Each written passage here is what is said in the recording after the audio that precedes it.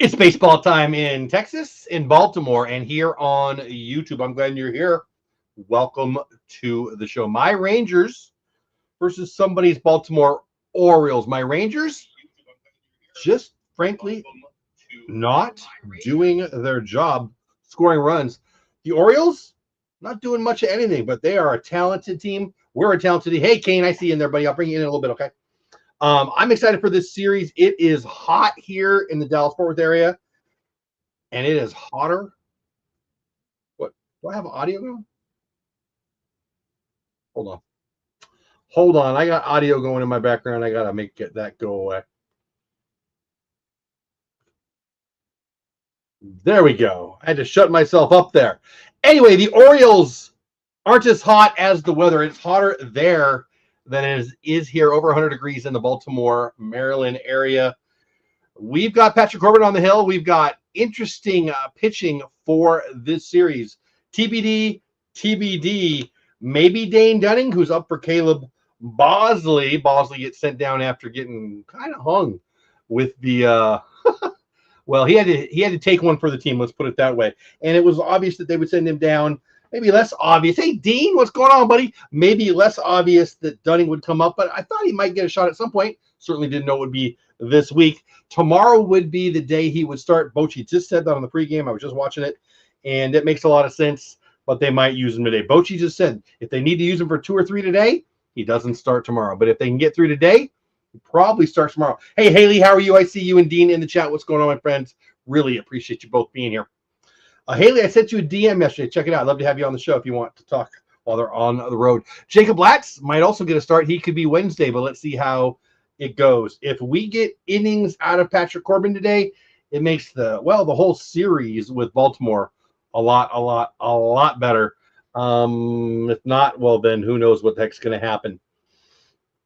Latz has been looking really, really good. I hope he does get a chance to start. That would be amazing. Dunning has been doing all right down in the minors, but it is what it is. When you're talking about Corbin, Dunning, Latz as your best, what's the word? Your best scenario for this series, I'm a little worried. And then you add in there, it's 120 degrees. Okay, 104, 103, whatever. We need a length game from Corbin today. Should be interesting. Baltimore, again, very talented team. Hasn't done a lot this year. That's scary, right? I guess you could say the same for us. Let's talk about the run of show today. He's in the background right now. We're going to bring in Kane here shortly. Let's talk about what we got going on today. The bottom, after the top of the first inning, we're going to bring in Kane McCutcheon. Who is he? Well, I'll let him tell you, but he's a Ranger and a Wings beat writer. And we got stuff to talk about. We're going to talk about the Rangers, of course. We're going to watch the game together. We're going to have a good time. And we're going to talk about the MLB, what's going on today. Boy, lots of news are in and around Major League Baseball, and there's other games starting up. We'll watch those throughout the game. Towards the 6th inning, we'll probably talk about the College World Series, and then the WNBA, which he covers, the Wings. We're going to talk about it. I probably am less of a fan than him. We'll talk about that, and that'll be a good time. I feel like I'm forgetting something, but whatever else happens, both in this game and in and around the league. Let's say hi to people in chat. Dean, the turkey legster, my good friend from the Wayback Machine, wanted to pop in and say hi. Dean, love you, buddy. Good to see your name in the chat. We're having a beautiful day. Texas Haley, good friend of mine too. Hey, I'm good. I'll check it. Yeah, love to have you in. I'm bringing in some guests. Today, we're going to have Kane maybe for the whole show. Are you kidding me? That's awesome. Tomorrow, John Moore from DLLS should be on for a couple innings. Got a couple other maybes. People are asking, and we'll see how it goes. I'll put out the run of show either tonight or tomorrow for that. And then we'll go Wednesday also. We'll talk about that when we get here. Thursday, day off for my Rangers. Friday, Saturday, Sunday. I don't know what my schedule is. I've got one of my daughters having a birthday, so we'll just see how that goes. So that's what we're going for the rest of the week tonight, tomorrow, and Wednesday in Baltimore. As it goes for the Rangers, day off Thursday, Seattle at home, Baltimore. So we get 6 of the next 9 games against the Baltimore Orioles. Kane, I see you back there. You want to come in now? I don't need to wait. We're going to bring him in right now, guys. Let me find the button. There it is. Kane, can you hear me? I got you. What is up, How guys?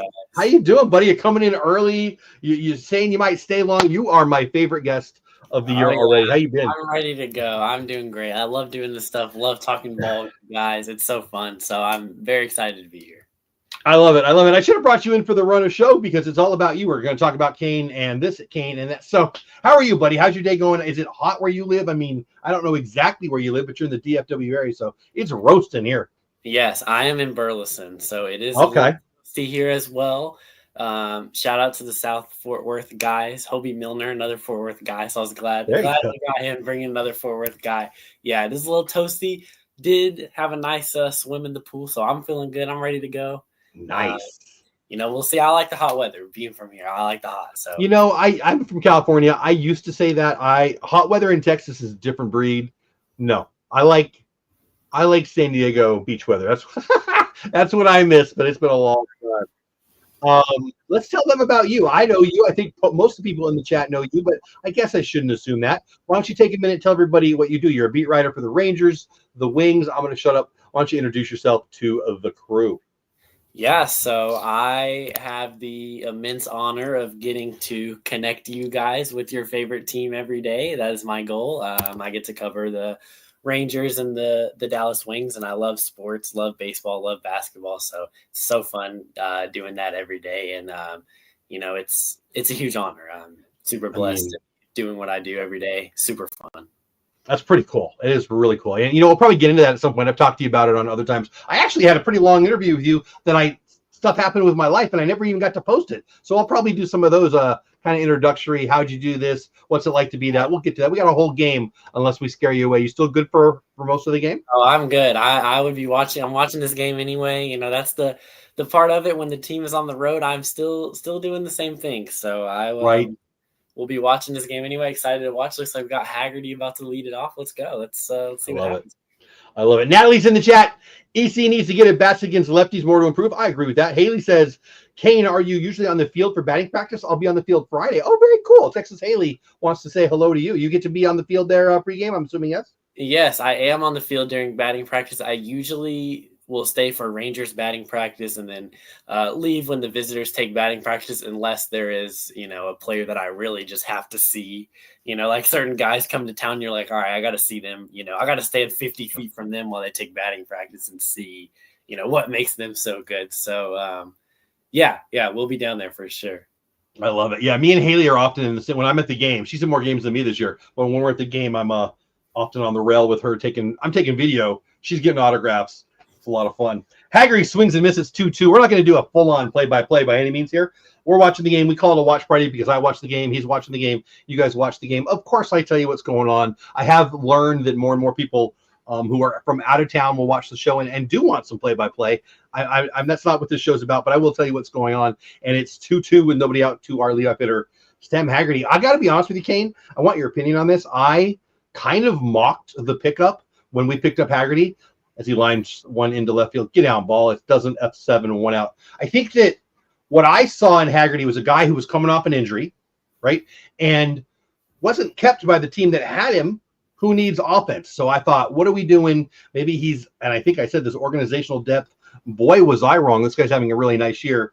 I mean, he made it out right there. But what are your thoughts on Haggerty and what you think when they got him and what do you think about what he's been producing for us? Yeah, he's been really good. One of those, low risk, high reward signings. So you kind of, expectations with those guys are rather small. And it's like, anything you can get for them would be great. But he's been really good. He's just an all around Yeah. ball player. He's like the guy in the little league team, that can play multiple positions, switch hits. Like he's been really good. He's a veteran player that's been there, done that, takes good at bats.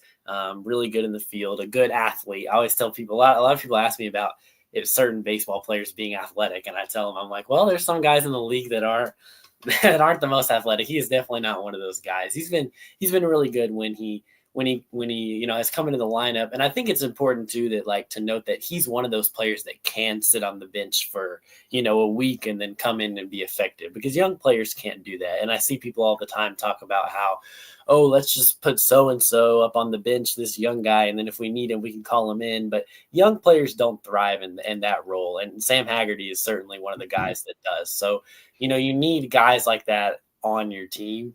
And yeah, I think he's been more than what you could have asked for so far. Yeah, I mean, what a really good point. I agree with all that. I think for me, the part of it also was I thought of him as a second baseman who they threw out in the outfield, but I've been very impressed with him out in the outfield. I mean, he's looked plus defense for sure, and I don't think he's even played any second base. Maybe he has, not that I can recall. But and I might even be wrong. Maybe he wasn't a second baseman first, but in my head, that I thought, well, we've got Zeke, we've got Smitty, we've got Bosque, and none of them are Marcus Semien. Wait, do we really need a fifth second baseman? But you know, it's worked out pretty well. And that reminds me to ask you about Bosque. 3-2 pitch to Langford popped up. Get out of here. We'll do that again. What do you think about Bosque? I think that the fandom is giving up on him, and they should not. This is a former first-round draft pick. He's shown that he's a 4A player, in my opinion. He can hit at 3. I mean, he's what is it, 270, I think, this year. I mean, it's not like he's raking down there, but he's having a real nice season, and I think he's a good bat. I really hope he gets some ABs and gets another shot because what was he, 0 for 42 or some dang thing before he got hurt? That's brutal. Yeah, obviously with the Berger injury. He comes up and, that's what you need as a player like that. You need an opportunity. He gets another shot and hopefully he can make it stick. We've seen him take good at bats before. Like you said, first round pick, was a great player at Mississippi State. Yep. And so, yeah, he's going to, it's a tough spot for him. He's going to maybe not get a ton of opportunities and is going to have to play well with the ones that he does. But, who knows, maybe, as Langford strikes out right there, maybe he forces the Rangers' hand. That's what every kind of young player is coming up trying to do. Look at someone like Cole Winn, who has done that beautifully, is basically perfect comp, forced himself onto the roster and into leverage. But, if you can hit, you can stick. And so hopefully, I always say that. So, hopefully for him, he can find some good at-bats and, find a way to have some success up here. Yeah, I expect that if he gets ABs, the fans will like him a lot more than they remember. And I'm rooting for him because he seems like a nice guy. I don't know him personally by any means, but he seems like a good dude. And I like him. I mean, I think when you get a first-round draft pick, unless they just flame out, you almost owe it to the organization to give them a couple hundred at-bats and see what you have. I like Davis. I mean, what do we have, like 6 guys on the team right now who are first-round draft picks? And I think last year we had like 7 or maybe it was 8 even. I don't want to be off, but Davis Wenzel's not with us. He was up last year. I know I'm forgetting somebody, and isn't there? I think there's 6 first-round draft picks on the roster today. I'm pretty sure I read that. Yeah, I mean, even when he was drafted at the time, it was a very interesting pick. But the skill was there in college, and throughout the minors, he's had some success. And like you said, when you pick a guy first round, like, I know we talk about it a lot in terms of football because the draft is so long and certain guys are expected to start, right away. But when you pick certain guys in certain spots, you have expectations about them. And he was a pretty, he was a middle of the round, first round pick. Yeah. So you have expectations that player is a starter that impacts your team's, future. And so you hope that he can become that. And like you said, you want to give him opportunities to become that because he was picked there for a reason. Obviously, a lot of those guys don't work out, but you want to give him a shot. Too many of them work out for somebody else when not given a shot. So I would almost be what's the word? Worried almost that if we flipped him, and I do think there's value in him. I think he would be one of those pieces that you could flip for something.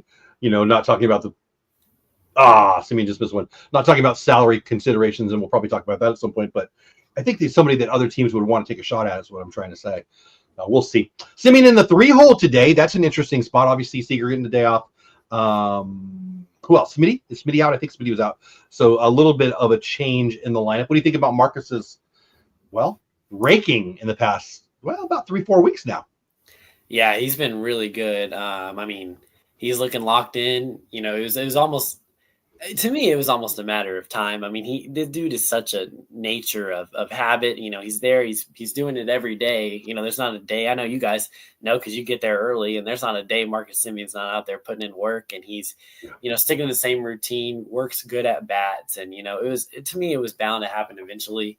And he's been locked in. He's been one of the best hitters in baseball for the last, now we're talking almost a month. So it's been a pretty large sample size, and he's been pretty locked in. Yeah, he's been one of my favorites, not only for his production, but you just said it, for the way he works.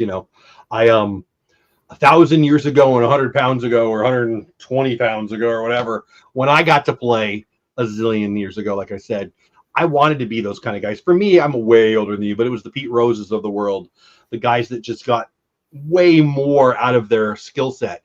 And Marcus is that guy. I mean, he's got phenomenal skill set. Don't get me wrong, but he's a hard worker. It oozes out of him, and I love that. Logman in the house, what's going on, buddy? Good to see you. Hope you're having a great day. Ranger 205 in the house, what's going on? How do you get on the field for batting practice, and how much of it is a pass? So that's, well, and there's the answer. Okay, Haley said she won passes on X. I remember that, Haley. Congratulations. Also, you get season ticket holders down there. But Kane, why don't you speak to that? You probably know more about that than me, honestly. I know season ticket holders can get it, and there's contests. How does one get on the field for those in chat who are interested? I hate to let everyone down, but I have no idea. That is not my type of question, unfortunately. And that's okay. I'll take it then. I'll ask myself. Season ticket holders get invited, depending on what package you have. And then there's other times. Honestly, there's a lot of the other team that seems to be down there. So I think there's just, I don't know how that works either, but it's by invite only, I guess, is what I'm trying to say. Kerman, what's going on, buddy? Hope you're having a great day. I get what Bochy's doing with the lineup against the lefty. Yeah, he was actually talking about yesterday. He gave Corey the decision yesterday or today. Now we can go down that rabbit hole, but probably won't. Everyday Mets announcements going on. Logman, what call you talking about, buddy? I don't know. Anyway, we got Kane on for all the game, maybe. We had 14 earlier. We're down to 9, I guess, in the chat here. 6 on the clubhouse, or 8 on the clubhouse, whatever, keeps moving. Dolph Dad 1 over on Twitch 1. I'm glad you guys are here. Give Kane some love. I don't think I even fixed the banner. Let me pull down the banner and fix that. I'll put your Twitter name up there. Patrick Corbin on the hill versus Jackson Holiday. Who do you want to talk about? I'll leave it up to you. You want to talk about this former first-round draft pick, or you want to talk about the crazy success that Patrick Corbin's having so far in 2025? Man, yeah, Corbin, he's been balling out, to the expectations of not a lot of people. But guy that knows how to pitch, been there, done that. He really has benefited. What a job Mike Maddox has done with him and the whole Rangers pitching staff. Strikes out Holiday there, really good slider. But yeah, he's been really good. I think getting him into a contending environment again has been huge, because the last year that he was, good was 2019 when the Nationals, of course, won the World Series. And, ever since then, he kind of, in 2020, the Nationals severely underperformed in the COVID season. And he was one of those guys, and kind of just wasn't the same, but a guy that was brought in because you knew he was going to, be able to pitch innings, and a veteran who's been there and done that and eat innings. But he's been so much more than that. He's turning in quality starts, and, definitely has blown away expectations. Yeah, I think he, Caleb Bosley yesterday kind of took it on the chin for 4 innings or 3 innings or what it was. I think Corbin kind of did it for 2 or 3 years. I mean, he just put up 30 starts, and just they rock him sometimes. Sometimes he was okay. In the end, his numbers were horrific, but they were horrific because he kept going to the post, right? Strike 3 there, 2 outs now. And I value that. I mean, a team can really value that. I thought he would be like our 6th starter. Obviously, we got him after the loss of Gray and Bradford. I think that's going to be the inning. F8. There we go. Quick first inning. Speaking of Corbin being awesome, that's a good inning. We'll go to the top of second, 0-0. I thought that he would be good. I don't think anyone's going to say they thought he'd be this good. I mean, he's been exceptional. Yeah, I don't think any. I mean, if you did, you gotta get some lottery tickets, because I definitely did not think that he was going to perform this well. And yeah, he's done more than you could have asked at this point.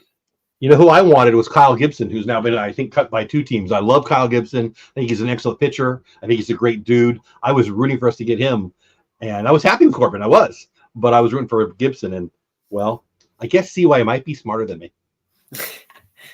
Yeah, that's a very smart guy. I will say that. Sure is. Who is your favorite person with the Rangers that you've got to get to know or cover or whatever you want to say it, who's not a ball player? Oh my gosh, that is a great question. There's so many. I mean, man, yeah, there's so many. I mean, it's really everyone that makes the environment so great.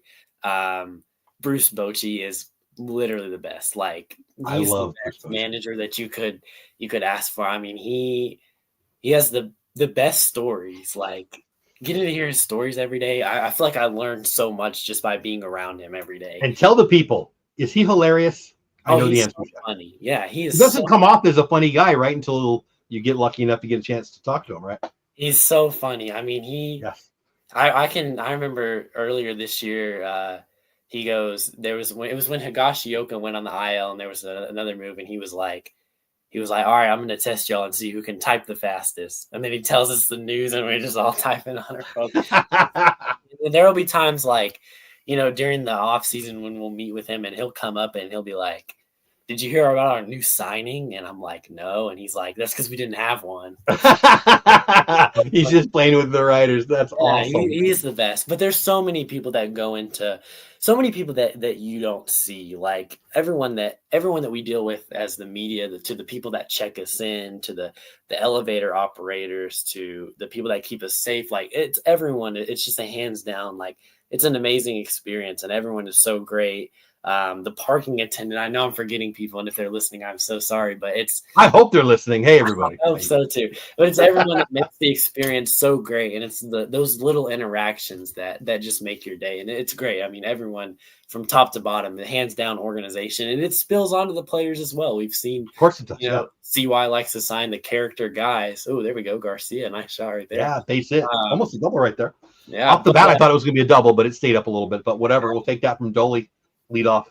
But it's truly like it's from top to bottom of the organization, and it's an amazing organization to just cover and be a part of. Yeah, I'm just a fan, and I feel blessed. I mean, I grew up a Dodger fan my whole life. I lived out in Southern California. The Back It Up Binge podcast in the house is going on. Really glad to see you guys here. And I love the Dodgers, and I thought for many, many years they were one of the classiest organizations. I've had a lot of issues with some of their decisions. I'm not going to go politics on the show here, but I've been very unhappy with them since, frankly, McCourt owned them. It's been like a decade now. I don't know why. You're young. Do you even know who I talk about when I say McCourt? That was, I guess it was like 10. No. Yeah. So it's the ownership group before this pop up F3 1 out. So when I moved out here to Texas, I was still a Dodgers fan, and I still am a Dodgers fan. But like if I look at my wall, I've got Dodgers collectibles up on the wall. But I'm a former Dodgers, current Rangers fan. People have trouble with that sometimes. I don't care. It's just the way I am. And I'm proud of the fact that I think the Rangers are a classy organization. Nobody is perfect, and they're going to do things I don't like, and I probably would do things that they wouldn't like. But I love the Rangers ownership group and executive group. And, I'm from San Diego, so I knew CY a little bit.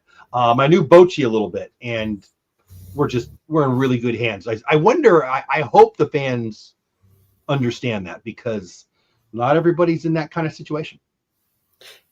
Yeah, and I mean, you speak about ownership, and I know, the average fan may not hear from Ray Davis a lot, but he's amazing too, and Neil Lieberman, everyone is, the ownership down is just the nicest guys, and yeah, I mean, it says a lot for sure. I mean, about just the way the organization runs, but it's class top to bottom. Now, I'm going to ask you the hardest question of all time that I probably shouldn't ask you, but how come Mr. Davis doesn't do interviews? When is Kane going to interview the owner, Mr. That is if you're the one, man, I'd be so stoked for you. I would love that. Yeah, no, that's a good question. I don't know, but he does talk, and he's actually very talkative. A lot of people wouldn't. He is, unless you're a reporter. But I guess you would know. I mean, does he talk to you? I guess maybe I'm wrong. I mean, I've heard he's almost reclusive as it relates to the media, but super friendly with. I mean, I've seen it. Haley's in the chat. I pointed him out one time, and she ran over there, and he gave her autograph, and she said it was a great interaction. I'll bring her on maybe I don't know, Wednesday or something, if she's got a chance, and we'll tell that story. But I've heard he's a great guy. Is what I'm trying to say. Why doesn't he talk to the media? I guess is what I'm trying to ask. Yeah, he's a great small talker. He's you can tell he's a very nice guy for sure. And he might be richer than everyone on the planet. That's energy transfer, right? Yes, that is also a fair point. Where are we at? Higgy. I should make sure I can't even see the. What did I do wrong here? We almost got Dolly picked off there while we were talking. 1-2 count. There we go. I couldn't see my own screen here.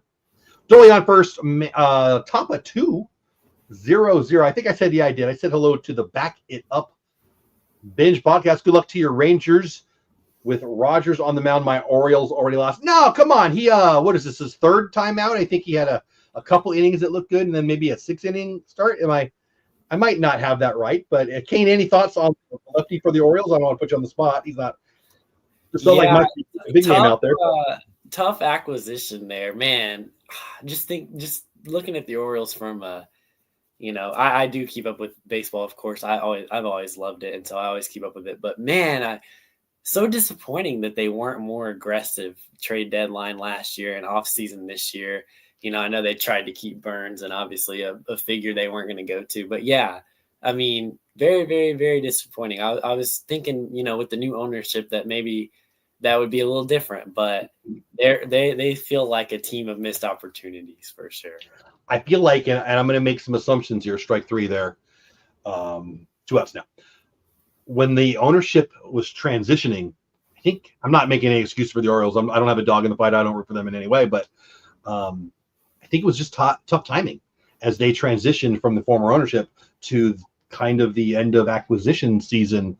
What are they going to do? They're just coming on board. They've got the budget. Obviously, they've been involved for a while, but I think it's easy for me to say this because I'm not a Royal fan, but I think they should give this group a break and see what they do. Now, if they sit on their hands all next year and they let this window go, well, then that's on them. Josh Young steps up to hit. And I do think there's a window here still, but Adley's on the IL now. Burnsy, like you said, I mean, I don't even know if it was a money thing, Ken. I think he lived there. His wife loves it there. He loves it there. Yeah, he's going to go to Arizona. I mean, so I don't know what you can do if you're Baltimore there. Yeah. All-Star game coming up.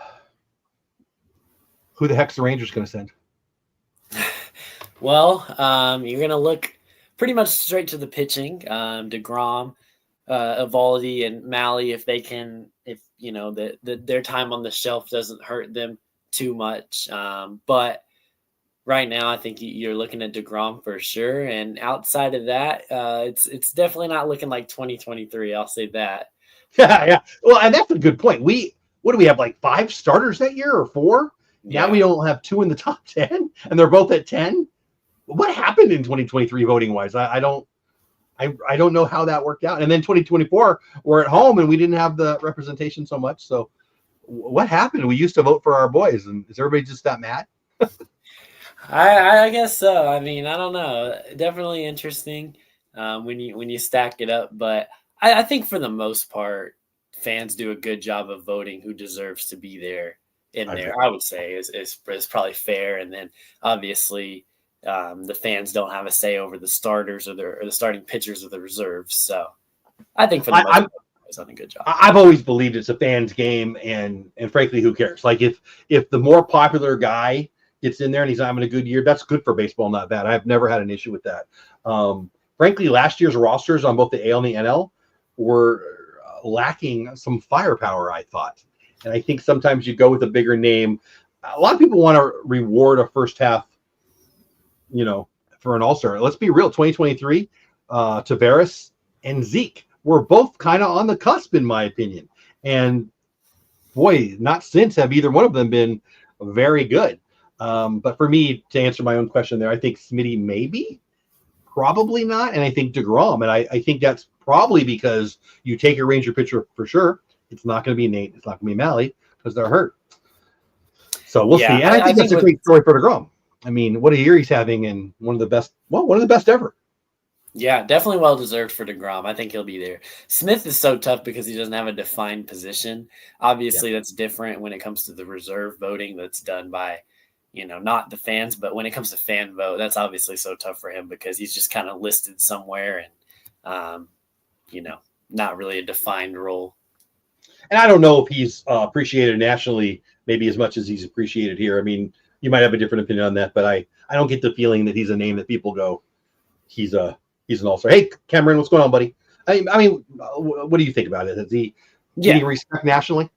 No, I think he's a name that casual fans might not know too well for sure.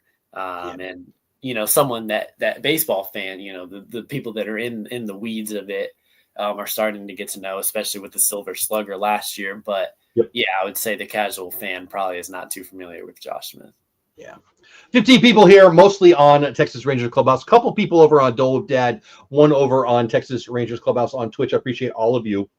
Cameron says, what's up? What's up with you, buddy? I believe Josh is listed for third. Yeah, I feel like that might be right, Haley. I haven't looked in a while, to be honest. I haven't voted. I actually missed the days, and you're too young for this one, too, as Sanchez, the four hitter, is going to be F8, first out, bottom of two. I'll show you. I missed the days where we voted. I'm a nerd for this stuff.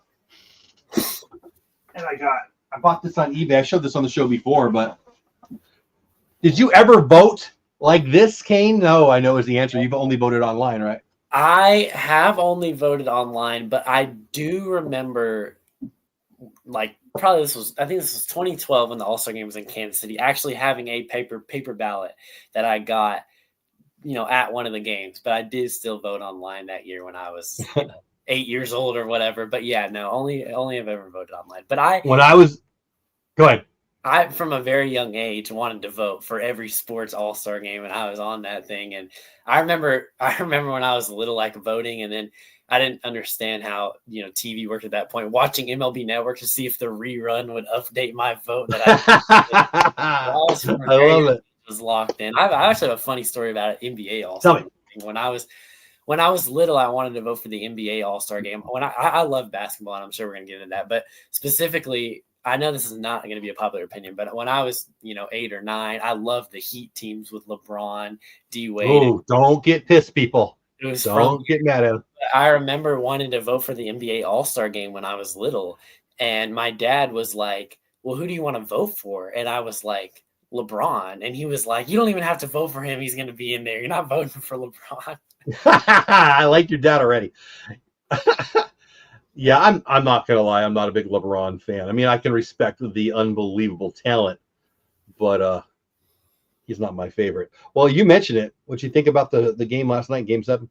Oh my gosh, I gutted for Tyrese Halliburton. I even before the game was thinking about, like, because when a guy has a calf injury, and we saw 2019 when Kevin Durant had the calf injury and then tore his Achilles in the finals, and this playoffs we've seen Jason Tatum, Damian Lillard tear their Achilles. Like, when as soon as he went down, it's like, just gutted, like, terrible. And for it to end, I will say it is a what if, but the Thunder were the best team all year, and they deservedly, got it done. So good for them. Yeah. I'm not an NBA guy anywhere close to you. Anywhere near the top of 3 here, still 0-0. But I will take note of the Achilles thing. I mean, what do we have? 3 superstars. In the last couple of weeks? Yeah, gonna go need surgery. I mean, is the season too long? Like, what is it? Just bad luck? I mean, what's the what? Yeah, I don't know. I mean, probably somewhere in between. The playoffs are really long. I'll say that. It's honestly, this is. This year I've kind of noticed that, thinking about, wow, like, the playoffs are so long. They are. And even, the other day my girlfriend was like, so they only get 3 months off. And as a sports fan, we don't really think about that until, kind of a casual fan says that. And you're like, yeah, I mean, I guess, now that you say that's kind of true. So yeah, it's tough. I mean, you obviously hate to see that, but especially for Halliburton, so likable, man. I've loved watching him play. I love his game. Yeah, I was crushed. It definitely, it almost affects your mood the rest of the night watching that. It's like, man, like that hurt a lot. I was pulling for Indy big time, but it didn't happen, unfortunately. Indiana is so basketball obsessed. Yeah. So I was kind of happy for them and then a little sad for them. But that's just me being a fan of fans, frankly. I had no dog in the fight. I was a big Lakers fan back in the day before you were even born. The Lakers of Magic and Showtime and Kareem. Yes, I'm that old. And they lost me a few years ago. But we don't have to go in the order that I put it on the show, the run of show. But you're pretty big into the NBA or WNBA, excuse me. You cover the Wings. Tell me about that. How'd you get that gig? Why do you have that gig? Tell me whatever. And tell them whatever. So I love basketball.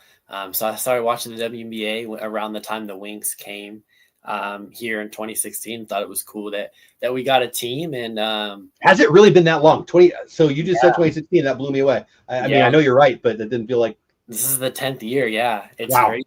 But I've always loved basketball, and me being where I am, covering the Mavs, that's a little far for me downtown. It's about an hour, which is not bad, but then you factor in the Where'd lake. you say Burleson? Yeah, didn't you say Burleson? So yeah, that's a drive. Yeah. So a little bit of a drive. So the Wings Yeah. obviously playing in Arlington, and when I had got to my old company that I used to work for, Dallas Sports Nation, they had like the Wings on like their little scoreboard on their site, but no one covered the Wings, and I covered the Rangers, and I said, hey, like why don't we start this up for the site, man? Like let's go out there and let's cover it. I love basketball. I love doing it. And so so I started, and I've been doing it ever since. And I love it's so, I always tell people this, the WNBA, obviously in the NBA, guys have athleticism to kind of bail them out at times. The WNBA, they're not going around dunking. They don't have, they of course they have crazy athleticism, but not, oh, there we go. Foskey with the drive. Almost. Oh, so close. But they don't have, the crazy, dunking and athleticism that can bail them out of situations. So it's a much more like technical game, a much more fundamental focused game. And I've always found the fundamentals of basketball to be so satisfying. And I love the ins and outs and the weeds of it. So I've loved doing it. I'll be there tomorrow, actually. So it's super fun. And this year, obviously, with Paige Beckers has been so fun to watch. Last year, getting to watch Caitlin Clark and Angel Reese come in. It's like the talent is rising, and there's players that are fun to watch. So I love doing it. It's a blast. I cannot believe how fast this game is going. We are through 2.5. We're going to the bottom of third, 0-0. One hit for us, no hits for them. I barely get a question in, and the inning's over. I'm glad you said you're going to stay, because my gosh, I was only going to keep you for 2 innings. That would have been nuts. So you talked about the Dallas Sports Nation. I'm interested in this. I hope the crew is. Let me not ignore the chat here. And their young Haley says, I don't get these injuries. Could be length of the season. Yeah, I think it might be. I don't know. Good idea to sit in for a game or two. Yep. Got to get White back on track. Amen to that. Again, everybody, this is Kane, my buddy. He works.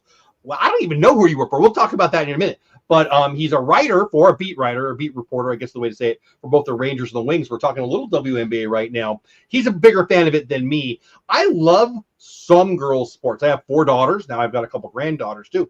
I love, I don't want to get totally boring here and lose everybody. Everybody's going to leave when I talk girls tennis here, but I love tennis. I'm too old and fat now, but I used to play a lot of tennis.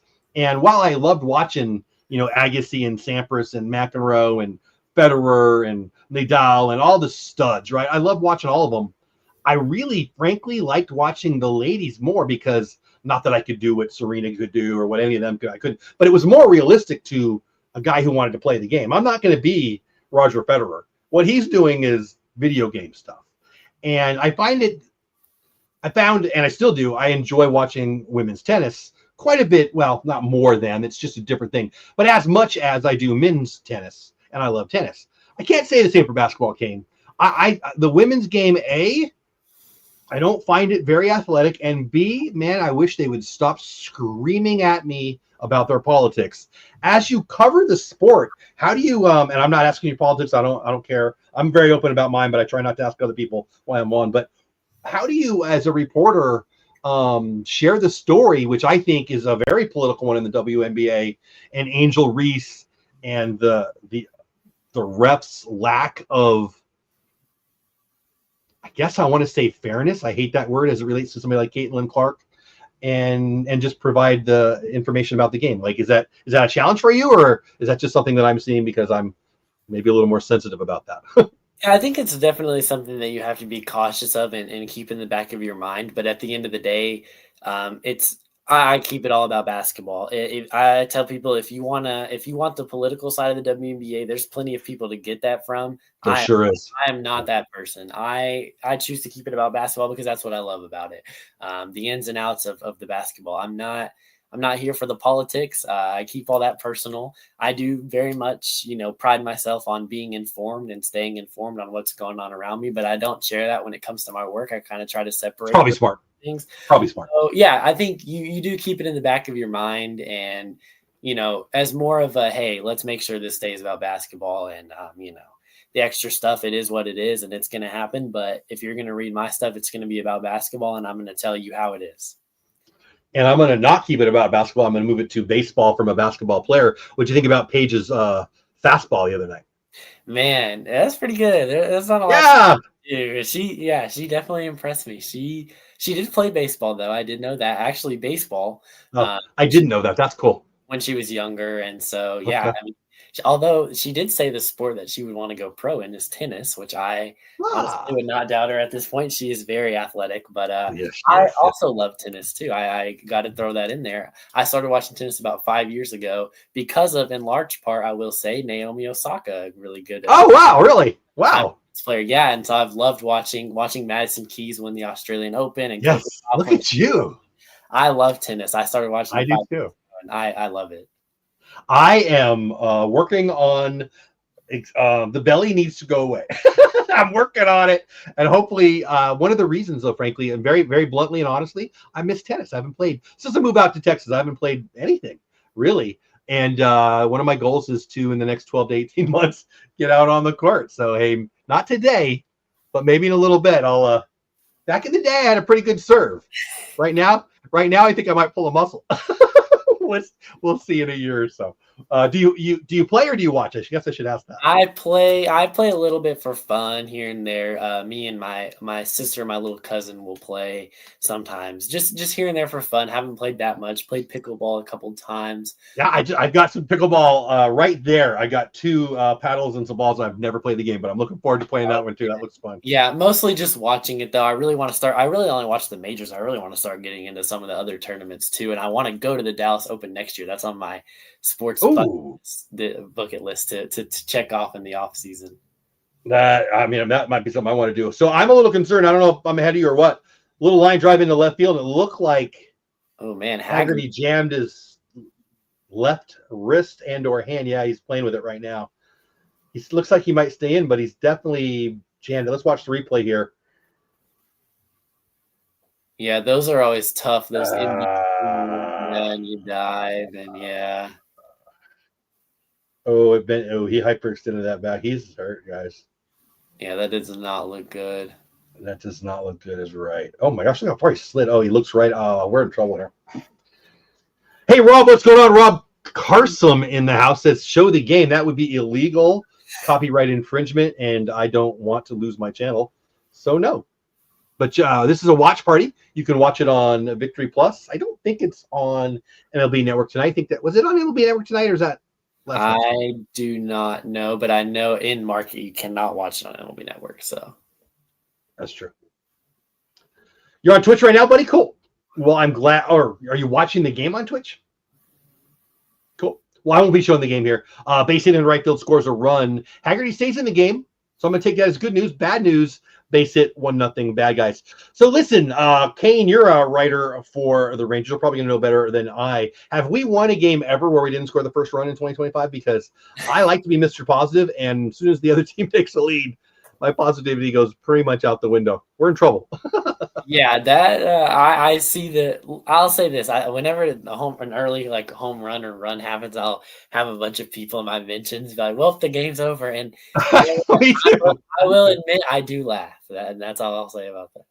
Well, I mean, I used to. I'm starting to look at when we got down by 2 the other day. I'm like, we're in trouble. Get down by 3. Is this game over? I mean, the offense.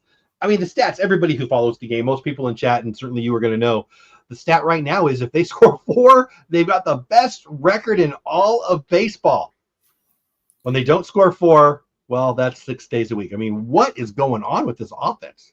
Yeah, it feels like that's in my game notes. Every day I look down there and I see that stat.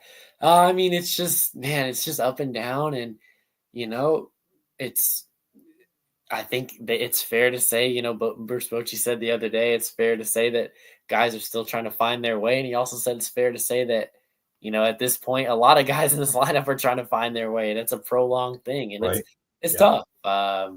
It's certainly tough, but, you keep going at it every day. And they've shown the ability to, we've seen it at times this year. And so, you hope that, this little stretch right here, which is huge in terms of the big picture, they can certainly find some offense. Amen to that. Rob, just to be a friendly guy to you, yeah, so you're talking about Twitch. It might be a little different, but it's copyright infringement on YouTube. If I did that, if I showed the game, yeah, I would get a whole bunch more views, and then I would get a strike, and then I would say, hey, I didn't do that, and they would say, yes, you did, and they would take my channel. So, yeah, if you want to get short-term views, you can do that, but you will lose your channel. I don't know Twitch very well, but a lot of young people come in and tell me that kind of stuff, and trust me, you don't want to do that if you want to keep your channel. One run in. That's the end of the third inning. Again, I'll take good news from that. We didn't lose the game. We lost the lead. Well, whatever. We're down by one, but Haggerty, I guess, isn't as hurt as I thought he was. I'm going to say that we got pretty lucky right there. Yeah, definitely a good break right there. That did not look good. Yeah. Well, then, Rob, go ahead and do that, buddy. I'm trying to help you, but you do your thing. All the ballparks I've been to, I'd rank Baltimore as number one, says Cameron. Yeah, Cameron's an East Coaster. Going to be at the Ranger game in New York in a week or two, Cameron? I don't remember now. A couple of weeks, 3 weeks. It is hot out there. I know you cover the games when they're in town. You ever get to go on the road at all for I haven't been on the road yet covering a game. I would love to, and I'm sure I will. Will eventually. Have not got the chance to yet. And I do want to segue. I was trying to get this in earlier when you mentioned starting with the Dallas Sports Nation. I talked to you about this a little bit when on the interview that I didn't even post. How'd you get your start? I mean, you're a young man. People are interested in this kind of stuff. I get asked all the time about stuff that I don't know the answer to that I think you might be able to provide some answers to. If you were talking to someone your age or even younger and they wanted to do what you're doing, what would you tell them to do? And how did it happen for you? Yeah. So, man, I always love talking about this. I love trying to be as helpful as. Uh-oh. Did we lose you? I think we've lost Kane for a minute on his feed. There we go. Are you back? Yeah. I heard that. I heard, are we good? Perfect. There we go. Let's do that again. You like to help, and then so we'll start from there. Yeah, so I love helping people. So, of course, always. So how I started was just being little, and I love baseball. I feel like to an extent that not a lot of kids were like. A lot of people grew up on Disney Channel, and I grew up on MLB Network, like watching every night. So started there. So I kind of had some knowledge accumulated when I was little, and then when I got a little older, kind of in around middle school, I started to really get into the.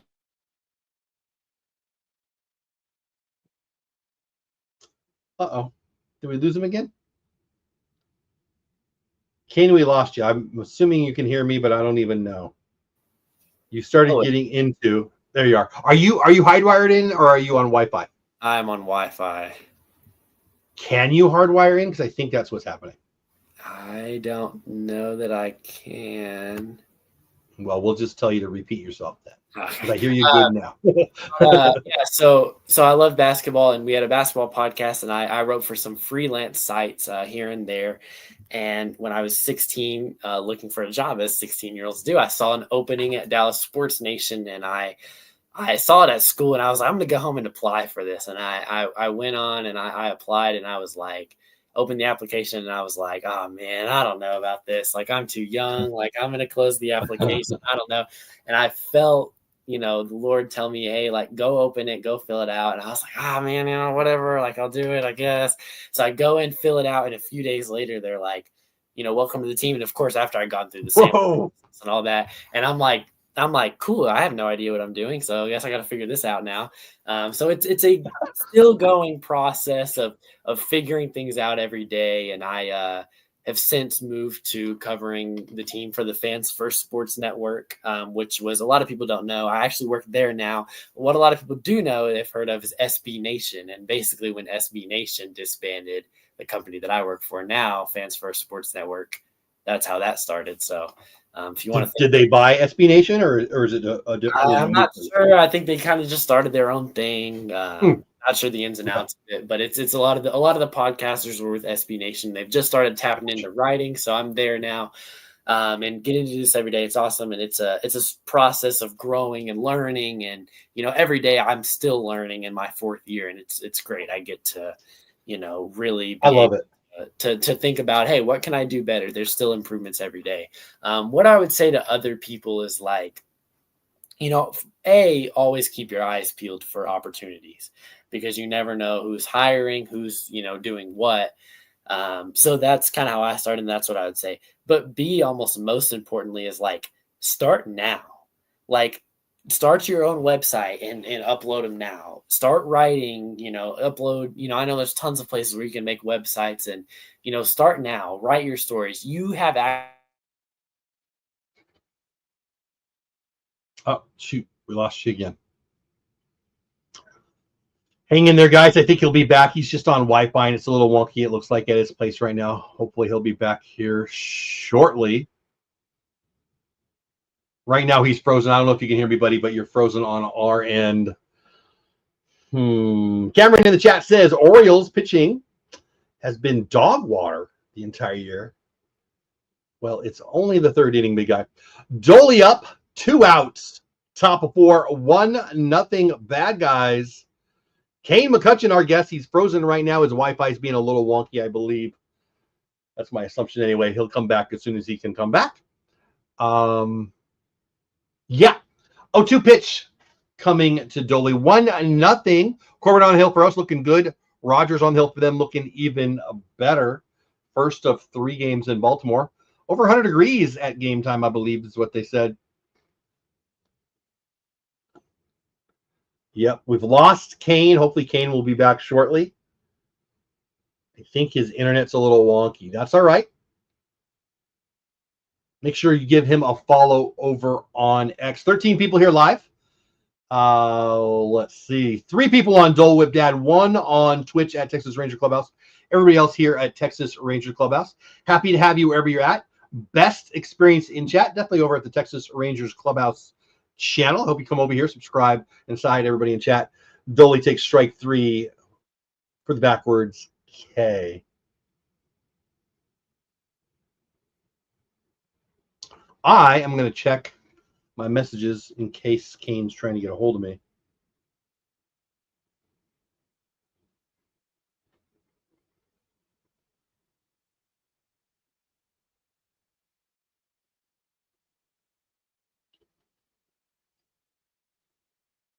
The game's on a break. I'm going to get a hold of Kane. I'm going to play this for you quickly. We'll be back in 1 minute. All right, you may or may not be aware, but I have a contest, a scavenger hunt, a couple of baseball cards hidden out there in the DFW landscape somewhere. And I put some clues out for the first week or so. It was for just members, but nobody has found it yet. I just checked. Me and my daughter went. It's still there, at least as I filmed this, right? Clue number 1 for all. It was for members only. Now it's for everyone. Depending on what time you get there, traffic could be really bad, but the food is worth it. Clue number 2.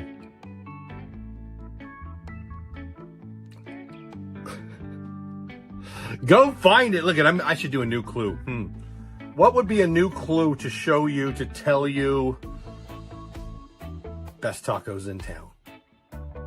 Right across the street from the best burger in all of America, says this Californian. We've got Kane back. Can you hear me, buddy? I'm so sorry. I believe our No internet just accidentally unplugged. I'm so sorry about that. No worries at all. Life happens on live, so that's okay. Carolyn Life, how you been, my friend? Carolyn, I haven't seen you in so long. Great to see your name in chat, my friend. How are you doing? This is Kane McCutcheon, guys. He is a beat writer for both of the Dallas Wings of the WNBA and the Texas Rangers of MLB. Back to the game. Let's reset. Bottom of 4, 1-0 bad guys. Corbin's looking good. Unfortunately, the Baltimore Orioles Rogers doing a little better. 1-0 is not insurmountable. The stud Gunnar Henderson, one of my favorite non-Rangers. Great guy, great ball player, superstar. Not having the year that he probably wanted, but he's certainly warming up, and they're going to need him now with Adley down. We've talked about the Orioles a little bit, but I guess we'll just segue because we had a hard break there. What are your thoughts on the Orioles? I mean, we talked about it a little bit, but Are they out of it? Should they be selling? What are your thoughts? Yeah, that's tough. I don't think they're. I don't think they should be selling. I mean, obviously, there's certain. Probably, I haven't deep dove into it, but I'm sure there are certain contracts that they can probably move on from. Good news is they have the young core intact. They sure do. They need to do something with their pitching, similar to what the Rangers did in 23 before they won the World Series. But yeah, I think it's really just the pitching. I think. I don't think they obviously just went through a rebuild. I don't think they should tear it down or anything like that. I think it's just a retool, if I had to say, from an outsider's perspective. And I deeply agree with that, and I think it's a good segue to us. But I would rather be in our spot with the unbelievable depth of pitching. I mean, when we get Bradford back in a couple of weeks, I think, when we get Gray back, which I can't believe we're going to get Gray back in July. Maybe he broke his pitching wrist. Like that's it. I thought he'd be out for quite a bit longer, but for everything I read, maybe you know more than me. But I hear July for him, and then you've got Corbin, and you've got Kumar maybe, and you've got Leiter, and you've got Malley when he's healthy again here, and Eovaldi and DeGrom. That's an embarrassment of riches, but I don't want to say that out loud because the Dodgers thought they had the embarrassment of riches, and now they've got 4 or 5 dudes starting this week that I've never heard of. I don't know. What are your thoughts on some of those guys? I specifically Bradford and Gray and Kumar. I mean, when I see Kumar, I see a long-term starter maybe, but a current 2025 back end of the bullpen guy. But apparently the Rangers are definitely against that. F9 second out. Sanchez flies out to Dolly. And talk to me about Gray and Kumar, starter, reliever, and what do we do? Well, when does Bradford come back? All that stuff. I'll shut up and listen to you. Well, if you would have asked me this question 2-3 weeks ago, I would have told you that Gray and Bradford are going to come back and be amazing pieces in the bullpen. But now, as you look at it, where TBD is starting every night and right bullpen game, they would factor into the rotation. Yeah, I think the injuries and the progress to Malley and Eovaldi are going to determine a lot about what their role is going to be. About Gray and Bradford specifically, whether that's bullpen or starter. Both guys are comfortable pitching out of the bullpen. Both guys are open to it, and the Rangers are open to both guys pitching down there. So I think it kind of just depends on the state of pitching overall when they're getting ready to come back. But both of them are progressing well and should be back sooner rather than later. As far as Rocker, I don't think he's in that situation. Look, as far as I'm concerned, this is a starter, and we've seen his last couple have been pretty good, and so I think that the Rangers, they are progressing him out as a starter, and they want him to continue there, just like him and Leiter. I think there's been a lot of times where there's been a lot of external pressure for the Rangers to jump off the Leiter and Rocker starter bandwagons, and they haven't. They've stuck to it, and they want them to be key rotation pieces for a while, because you look at this rotation and it's not exactly young. And so someone's going to have to come in and fill those spots, and they hope that it's Rocker and Leiter, and Corbin is pitching really well tonight so far. Wow. Here's my thing with Rocker. What's the max innings CY and the powers that be would let him go this year? 120? Yeah, that's going to include the minor league innings. So what are we at? Probably 50 now? I don't know. I don't have the stats in front of me, but I think that even if he progresses as a starter, he's done in August. Yeah, it's definitely interesting. They're going to have to monitor the innings, and we'll kind of see how they choose to use him. I wouldn't suspect that he's in the bullpen this year, but you never know.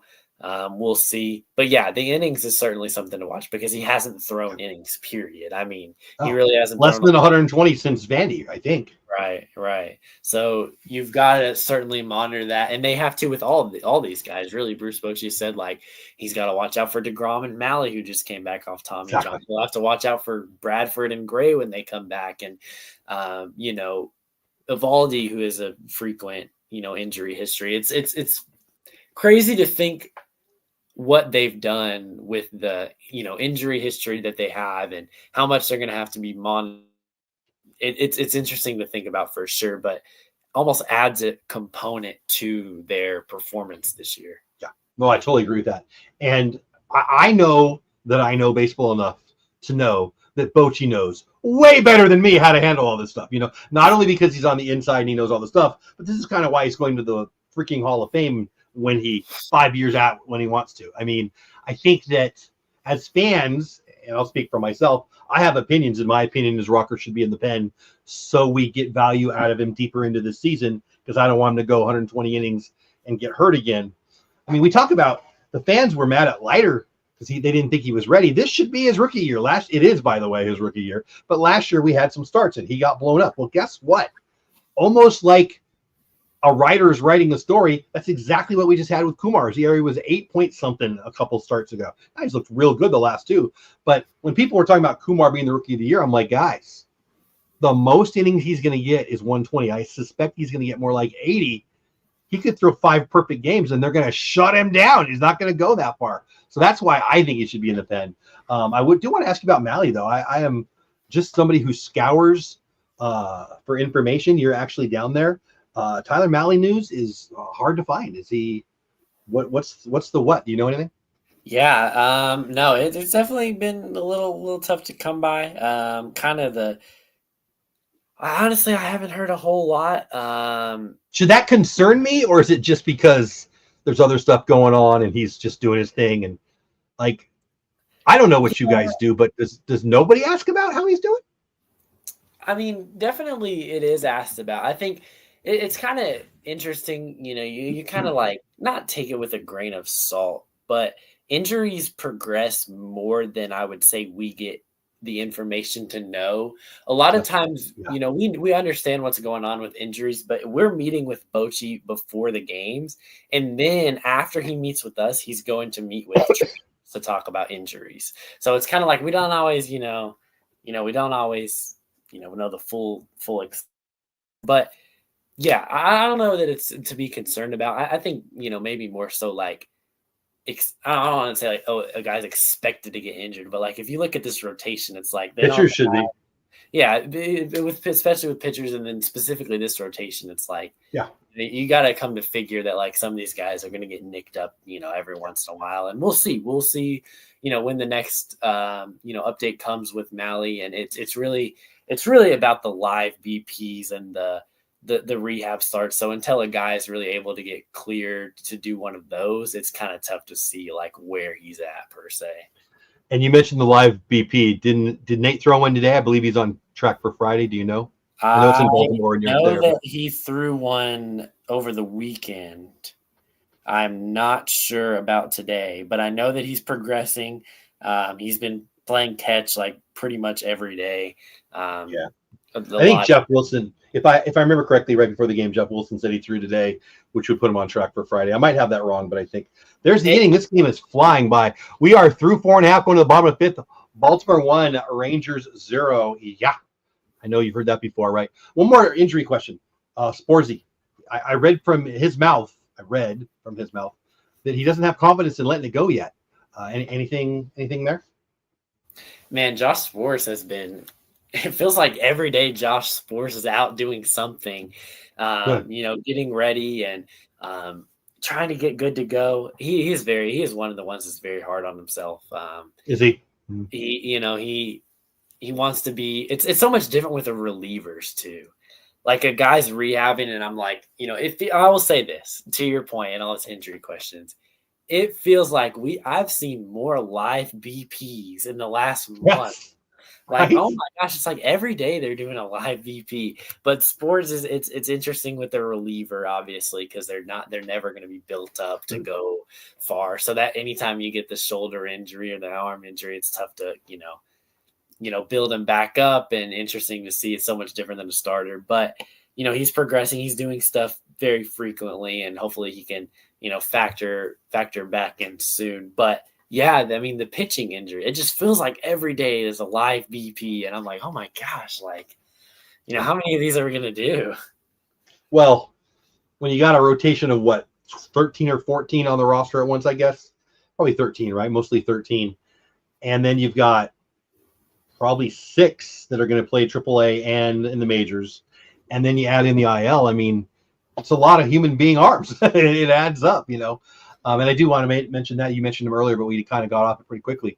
what a pleasant surprise Cole Wynn's been. I'm not one to give up on talented ball players very quickly. So I didn't give up on Wynn, but what a vast change. Like, he didn't look good at all. And this year, I'm not going to say he should be in the All-Star game, but no one has better stats than him in the entire league. He hasn't given a run yet. That's insanity. Tell me about your thoughts there. Yeah, I mean, another first-round pick, right? I mean, 2022, we thought he was going to come up and be the starter and save the rotation, and he's really down in the bullpen. He's yet, you say yet to give an earned run. I feel like a lot of people are like, oh, that's cool. He's been up here. No, he hasn't given up an earned run at any level this year. Isn't that crazy? Crazy to see what he's doing. He was forced into leverage a couple times last homestand and just looked confident and was locked in. In charge. I'll say this. It's so good to start getting some ROI on Cole Winn. Finally getting some return on him. Even if it's from the bullpen, you'll take it. And, man, he's been really, really good. And a lot of these I know Bosley had a rough start or rough outing yesterday, but before that, he had been good. Jacob Latz has been good. So, Cole Winn. These non-leverage guys are really, really throwing the ball well. And that's huge. Those are the mini wins that Bruce Bochy always talks about that throughout the season really, really help your ball club.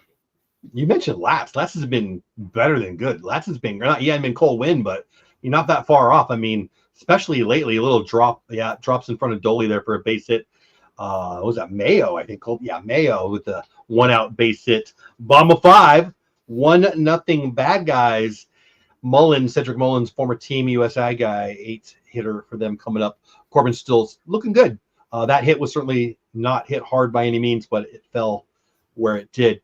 And I just mentioned Mullins being Team USA.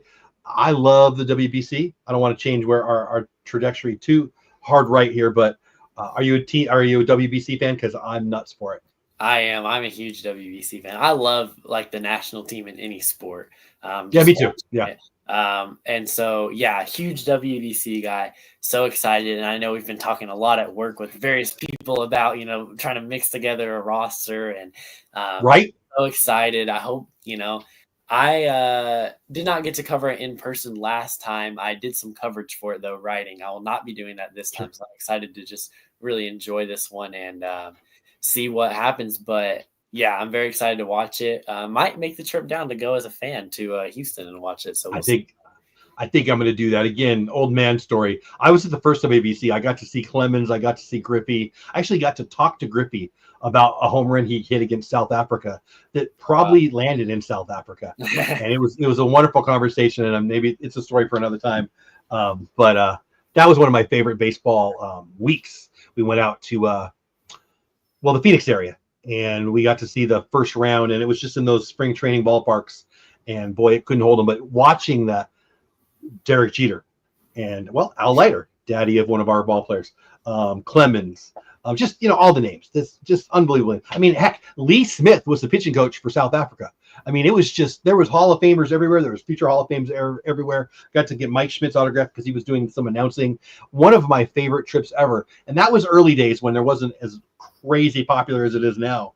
But I would say to everybody listening live or on the replay later, I don't like Houston either, but I'm probably going down to Houston for this one because it's one of the best. It's a party. Like, if you don't like loud, don't go. Stay home on your couch. But the party in the stands, I was there for it was Team Mexico USA the first time they played in the WBC, and it's just spring training, so it's not a big park by any means. Every seat's good, and we were between first and home. The very, very top row, which was probably like 20 rows, not a lot of rows. And so our back was to the wall, and we had the game in front of us. We had a freaking mariachi band to our left. We had the party of all time to our right. One of my favorite scenes ever, and it's only getting better and better every year. The Asian teams come to play, the Dominican team, the Colombian team. I get down there and have some fun. And you said something when you were talking about that. You're going to watch it as a fan instead of having to work it. I want to ask this because I do love the content creation side. I love sports writers, and I love being a fan. Does it take away from any of your joy when you're working, when you've got to crank out an article or whatever, or as you said, you're looking forward, I think is how you said it, to not having to cover it. It intrigued me, so I'll just leave it there and hear what your thoughts are. Yeah. I don't think it takes away from the joy of it, but it is definitely different. Kind of when you're watching a game in the back of your head, you're thinking like, okay, what story? Here's a story I can write. What angle am I going to go at this game from? That makes And then you're sense. thinking That the makes bigger sense. picture because it's not only game stories that we have to write; it's feature stories. So what kind of feature story can I do about this? Run in the mornings or something like that. When you're watching as a fan, it is definitely more just like enjoying a ball game at the park, and yeah, so it's different. Does it take away from the experience? I guess naturally, yes, but not really in a negative way. I wouldn't say. Just Um, different. yeah, just different for sure. But it's obviously like amazing to be able to do this for work. Like come on, that's like the best thing ever. I'm jealous. I don't get jealous, but this is my jealous face. I'm not gonna lie. But it does, yeah, it is different. But this year, last year I had to write, game stories about it. Last WBC. This year I won't. So I'm excited to enjoy that as a fan, and hopefully the U.S. can reclaim the top of the podium. Let's do it, Coach DeRosa. 2 on, 2 out. Bama 5. Baltimore up 1-0. Jackson Holiday, big brother of the likely first-round draft pick here in a couple weeks, up to bat. Filthy slider, just missed. We're 2-1. You a draft, Nick? You a draft fan? Do you follow the MLB draft? Yeah, not too much. Kind of a little bit from a Rangers perspective. Usually it's closer to time. I wouldn't say I'm really in the know of all the prospects. I do watch the college game, which I know we're going to get into, but yeah, to an extent, I think I know a lot of the prospects, but nothing too crazy.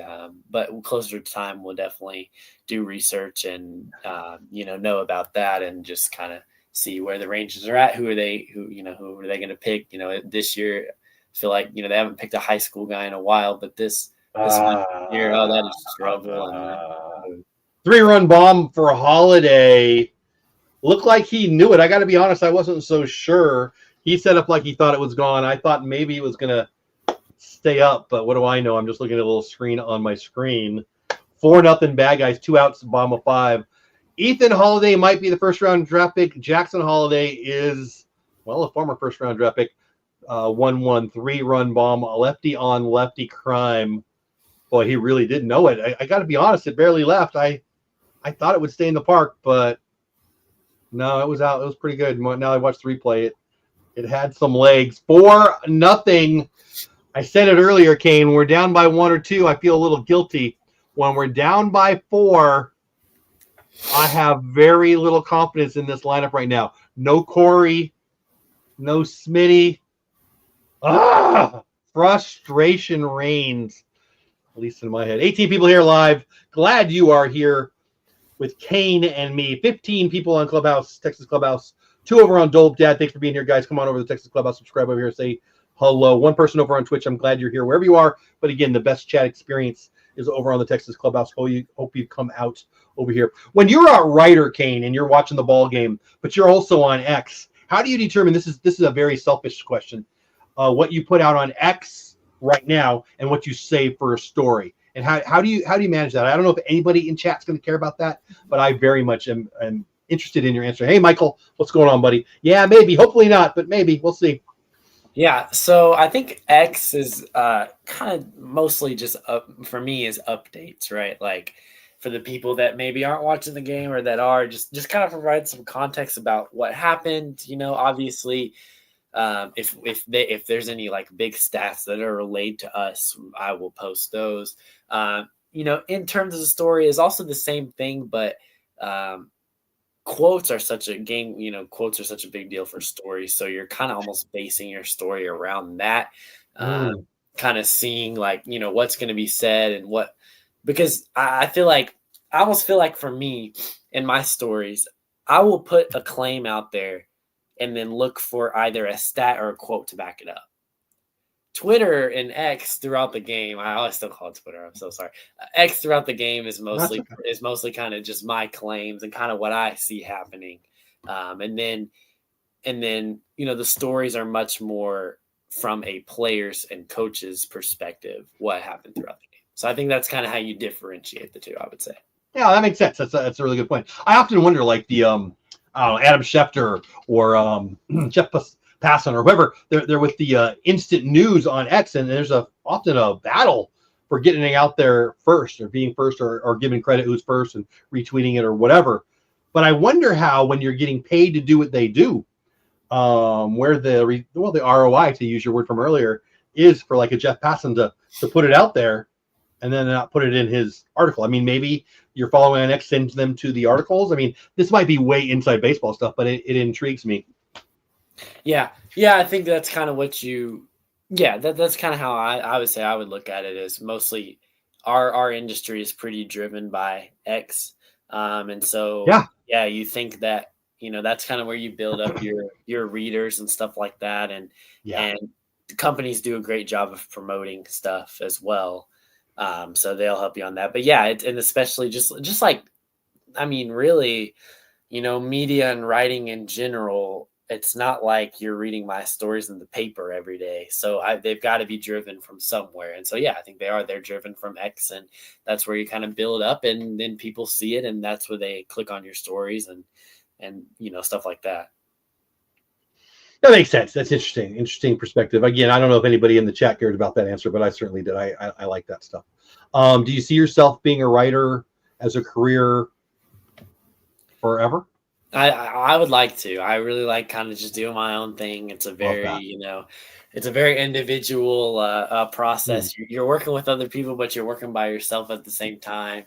And yeah, I love it. I can watch other things on my phone, watch other sports on my phone during the game, so I don't miss, the NBA playoffs or the NHL playoffs or XYZ, versus if I was on the air, not being able to do that. But yeah, I mean, I would like to, for sure. It's fun. And honestly, before I started, didn't even really know that it was a career option. Wow, but really? now that I've done it, I really do enjoy it. So yeah, I definitely would like to. Well, there's so many options in sports media now. I mean, you can do your own thing. You can do the YouTube thing. You can do the Substack thing. You can work for a company. You can be talent. You could be on the radio. You could be on the TV. I mean, I think maybe the YouTube world is going to be taking over for TV as long as ESPN keeps sucking. I'll just put that out there. He didn't say that. ESPN, you can still hire him, but I'll say it. But I think that the world is changing it, and to have your options in the sports media world, I think Kane. I would buy stock in Kane. You're a young man in a I think a growth industry. I don't know. I think you're here. I'm gonna maybe say something negative about people you probably like and work with. I think there are so many dinosaurs in the sports. Kane's not talking, Jeff is now.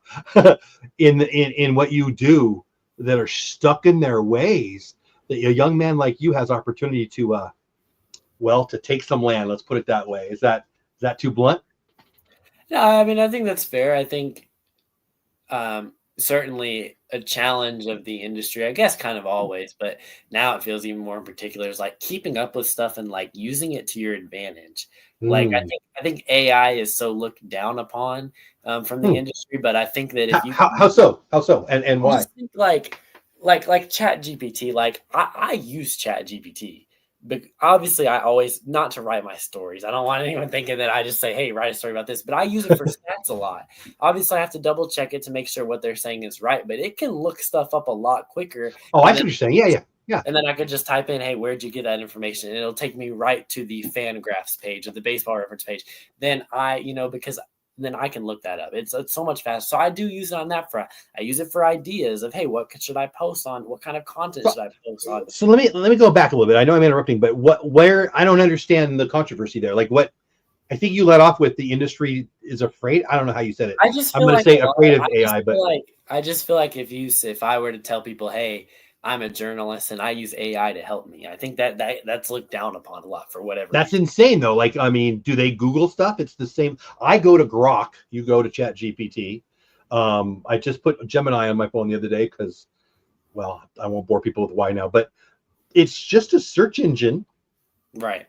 I mean, what am I missing? What are people anti-AI about? I mean, I know that like my mom is, people who don't know what it is Is it that, Kane? Is it they Yeah, don't know what it I is? think it's just that. I think it's just the people that are vastly against it. But kind of going back to the bigger picture is like you use the new stuff to your advantage. You know what I'm saying? Like obviously Yes, in absolutely. an ethical way, but yeah. So I think in terms of like young people do have the advantage of that, and I also think too like so for example, like I know a lot of like there's a lot of like work from home jobs now, and I'm kind of thinking about that, and I'm like, well, if that trend continues, like don't young people like have an advantage, and because they know how to use these computers and all this technology, and it's like yeah, so like use it to your advantage for sure. Don't know where the boundary lines are, but yeah, definitely. I mean, use it to your advantage. Stay on top of it because it's there. So just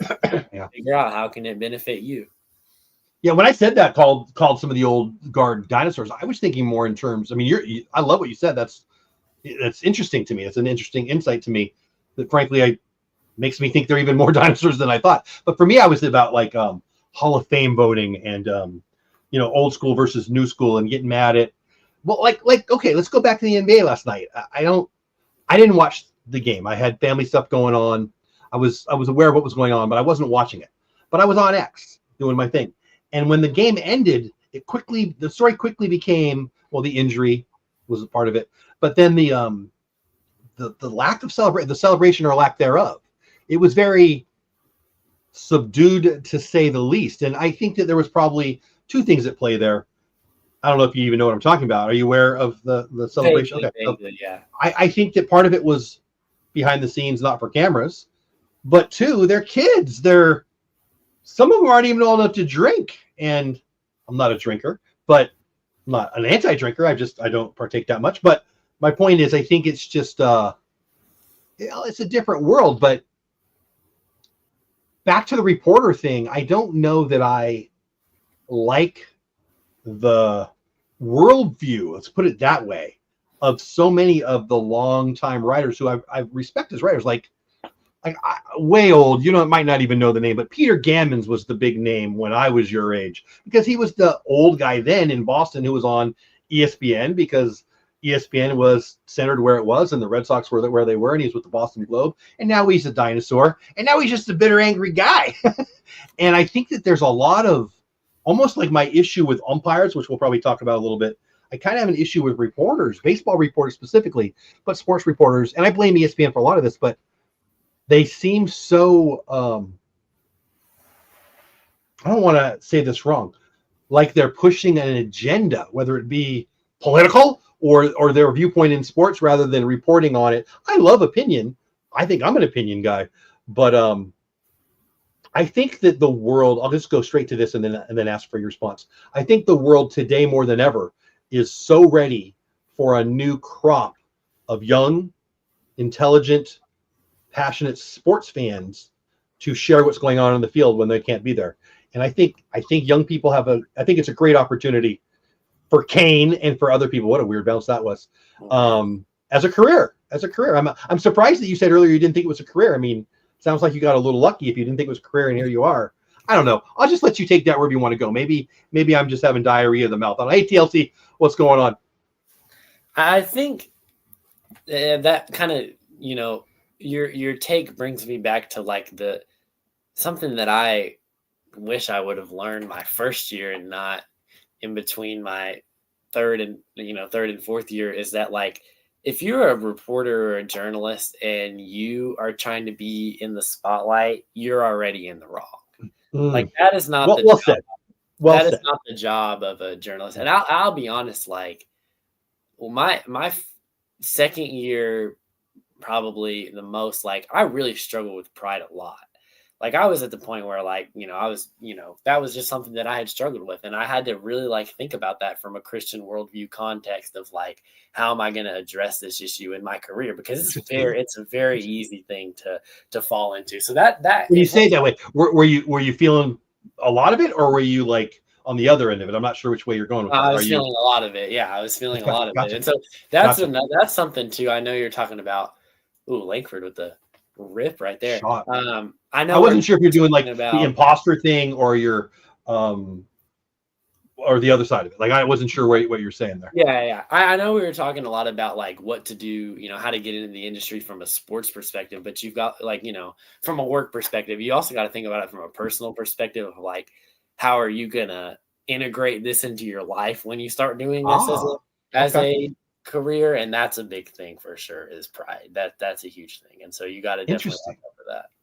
Well, you mentioned earlier, and I don't want to get overly personal, but you mentioned, the girlfriend. I'm obviously married with kids. I mean, when you're doing a career, a job, whatever the right way to say it is, that keeps you out at night, it's a challenge. It's a challenge. There was a small time in my life where I had this is a funny story, actually. I haven't told this story in years. I'm going to tell the story. I used to run Boys and Girls Clubs. I'm a nonprofit executive director, CEO, blah, blah, blah. This is when I was a middle manager, and my executive director at the time wanted me to take over a teen program, and I didn't want to. And it was an evening teen program. It was going to keep me from on Friday nights and Saturday nights at work until like 10 p.m.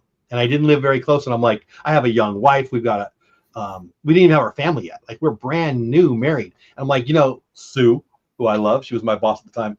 The only way I would take this job is if you let me, because I had to hire 4 people, is one of the people I got to hire was my wife. And that was a mistake because she said yes. And so there I was working nights, and it was better because my wife was there, and now we work together, and it was actually a huge blessing. But it's hard to do a career and have a family life, a personal life, a relaxation when you're getting home at 11 p.m. if you're lucky. Yeah, that I'm leaving. Yeah, you're leaving at 11 if you're lucky. Yeah, I bet. Do you write the articles there? Do you write or do you do your content or whatever it is at the park before you bail? I mean, I would think you would have to, right? Yes, I do. So so my story is up before I leave. So if that story's not up, then I cannot leave.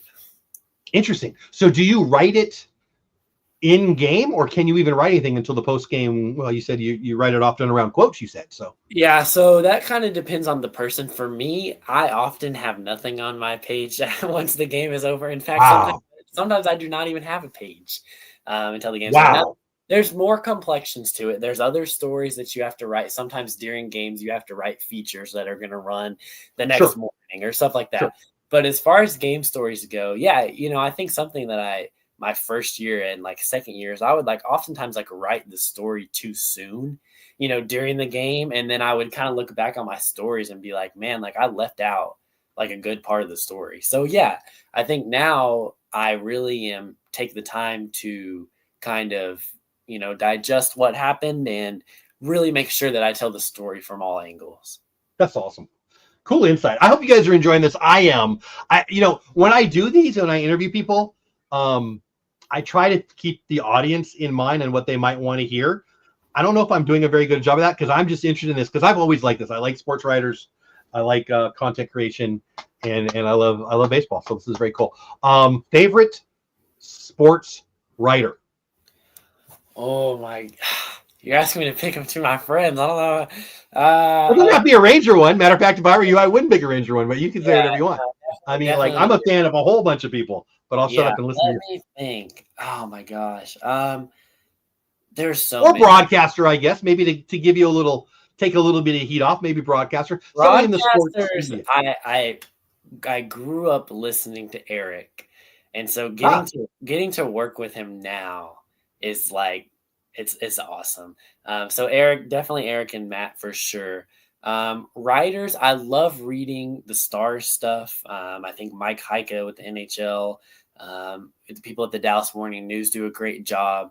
I read that type of stuff. I really love I kind of just read what I get on my phone. So I get all the ESPN, Bleacher Report, CBS notifications. So all those guys. But really, I think once you do it, you can kind of appreciate, everyone's work in a sense. And because the work that went into said story, and it really helps you appreciate more when you're reading a good story that provides a lot of insight and background information. You're like, holy cow, the links that they went to get that, they've been sitting on that for a while, and to read it is really good. So I know ESPN has a lot of good stuff. I just enjoy reading, all kinds of content. I love sports, and I love reading the content. So I really just enjoy all of it. I consume a lot of sports writing, sports content in general. I think I'm looking forward to you and your generation doing what I'll say is a better job than mine's doing. I think that my generation's sports writers are sometimes more challenged than I think they should be. I'll just leave it at that. And what I'm annoyed with more than them, though, is the umpires. Where do you stand on what is it, ABS? Yeah, ABS. Yeah. Honestly, I don't know fully where I stand. I think I personally enjoy watching some of the bad umpire calls. I'm like, holy cow! Like that's so hold on. I'm gonna make sure. I'm gonna get it. Say that again because I'm gonna want to clip this because I'm gonna yell at you in a minute. What did you just say? You enjoy what? I like watching the umpire screw ups. As someone who, of course, I look. I'll say this. I don't have as much of a rooting interest in baseball as I used to, of course, writing. So I think watching, like, I'm like, how can some of these guys be this bad? Yes, thank you for saying that. To watch. ABS, I think it's going to be in, obviously. Sure. And I think it adds an interesting component to the game. We're not going fully robotic, which I like. And, we're adding in the challenges, and we're going to see which guys have baseball IQ and which guys don't, who's going to challenge a ball that wasn't even close. So I'm excited to see that. But I'm all for how can we use technology to improve the game. I mean, look at the pitch clock. Like that has saved my first year on the beat. There was no pitch clock. And I mean, getting home at 1 a.m., 2 a.m. and, having to turn around the next day for a day game, like that sucked. And so it's just better for everyone. It's better for fans. It's better for players. It's better for media members. It's better for everyone. So I think the MLB overall, the changes that they've made to the game in the last, even since I started with the bigger bases and the shift and it's all been great in my opinion. So I have no doubt that, when they do add in the ABS, they're going to find a way to make it smooth. And I know it was popular in spring training, just talking to guys about it. So I think I am excited to see that for sure. And I will say I will lose some of the amusement, as I mentioned, of watching some of these guys make these horrible calls. And I'm like, how on earth? But so I think that's a perfect segue to move into college baseball, because what the actual heck happened? I know you know what I'm talking about. LSU 2 out of 3 now, right? Didn't they win it 2 out of 3 years? I think that's right. Yes, 23 that's right. And now 25. Yeah, and are you an LSU fan? I know there's an LSU connection. I don't remember what it is. I am an LSU fan. Yes, awesome. I go to DBU, which is so funny because DBU played LSU in the playoffs and then earlier in the regular season. I'm full on supporting LSU. I don't want anyone. Like, I go to DBU. It's an amazing school. I love Dallas Baptist University, correct? Yes, correct. Yeah, just for anybody who's listening. I wish them the best of luck in their sports. I will not be cheering for them to win. I'm an LSU fan through and through. Wow, really? So, yes, I was full on to the point where I remember watching, like, my family's going for DBU because I go there when they're playing LSU. And you're not? I mean, man, what those guys did, what a run. Getting to see that. LSU baseball is it's something different. I mean, you got to think Louisiana, no MLB team. Like, that is the baseball team there. And the fan base is so passionate. What a run. It's just no matter the personnel, no matter the coach, they get it done. And so Jay Johnson, speaking of coaches, the phenomenal baseball coach. And, to win 2 in 4 years is pretty crazy. But what a run. So glad to see him get number 8. I know I shouted him out on your show the last time I did, countless other podcasts before the playoffs, and to see him get it done was great. And we're talking about the MLB draft. Cade Anderson. Yes. Is probably going to should be the number 1 pick. I mean, he's a baller for sure. Woo-hoo-hoo-hoo. That's a little much, but I think he's top 10, maybe even top 5. By the way, just to go to the game, bases loaded. Bochy comes to get Corbin. I think they said Webb's coming in. This game will really be out of hand unless Webb can get us out of this mess right here. Kane McCutcheon talking LSU baseball. You go to DBU now. Dallas Baptist University. Am I crazy? They have a great baseball program, yes? Yes, great baseball program. And you're not going to root for them against LSU? I did not root for them against LSU. No, I did not. I actually went to when LSU played DBU at Globe Life in February. I went full on supporting LSU. Couldn't hang out with any of my friends from DBU because I was like, man, I'm over there. But there's my professor over there. I better not let him see me rooting for LSU. I remember one time I was actually wearing my LSU stuff at class, and God, one of my professors goes, "I'm sure LSU is appreciating the free advertising you're giving them." I told him, I was right like, "Dude, I do not care about DVU sports. I wish them the best of luck, but I'm here for the education. That is it." now. Do you have, by any chance, any classes with any athletes? Because that could be interesting, especially a ball player. Because Yeah. you right. So You funny think story. Yeah, I guess funny story. you're not sure you want to tell the story? I can tell. That's I'll funny. tell the story. I'll tell the story. In the small group that I go to at DVU last year, there was a baseball player on the uh, in the small group, and he came and they were about to play LSU, and I told him, I was like, I wish you the best of luck. If you get in the game, I hope you do well, but I hope y'all fall a little bit short. Does he know what you do? I won't lie. When it comes to class professors and classmates, I usually try not to tell them. Most of them know, but I don't. You're not hearing it from me. Gotcha. I try to lay low. And I mean, if I'm a baseball player at DBU and I have in my class a beat writer for the Rangers, I'm probably going to know that. I mean, I don't. Maybe they won't. I don't know. I can't speak for the kids now, but I would have known. Bases loaded, nobody out. Colby Mayo. This One is for two on the day. This is a Good situation for sure. Yeah. I think it's time to give a look at the ball game here. Nobody out, bases loaded. Oh, a little dribbler passes the mound. It's going to score a run. Simeons throws 4-3, 5-0. I'm not going to say the game's over, but evidence might. Evidence demands a verdict. One of my favorite books ever. But that's not about this. But the evidence that I have is we're in trouble tonight. 5-0 in Baltimore. Webb makes the play there. He could have probably thrown home and keep it a 4-run game, but it gets by him, and that's the 5th run. Yuck. All right, so back to it. What do you think of that umpire in the Coastal Carolina doesn't deserve a coach for the final game of the dang season situation? I was very, very surprised to see. Obviously, whatever happened. But just like in general, like surprised to see a coach get tossed. Oh, there we go. This will pop out. That'll work. Very surprised to see a coach get tossed in what ended up being the final game of the season. Usually we don't see that, right? Just like we don't see fights in the playoffs very often. He said you've missed 3 calls. He didn't say your sister something or your mother something. He said you missed 3 calls. Right. Yeah, it was a little bit of a short hook in my opinion. Yeah, a little bit. Yeah, that's an understatement of the century. Yeah, I think, and I'll just put it out there, I think that the umpires they should lose some power, and that right at the top of the losing the power should be to be able to throw somebody out. I think it should be rare. It should be shockingly, it should be newsworthy that somebody got kicked out of the game. I know that Earl Weaver, 20 years before you were born, was fun to watch on the highlights, but the world isn't like that anymore.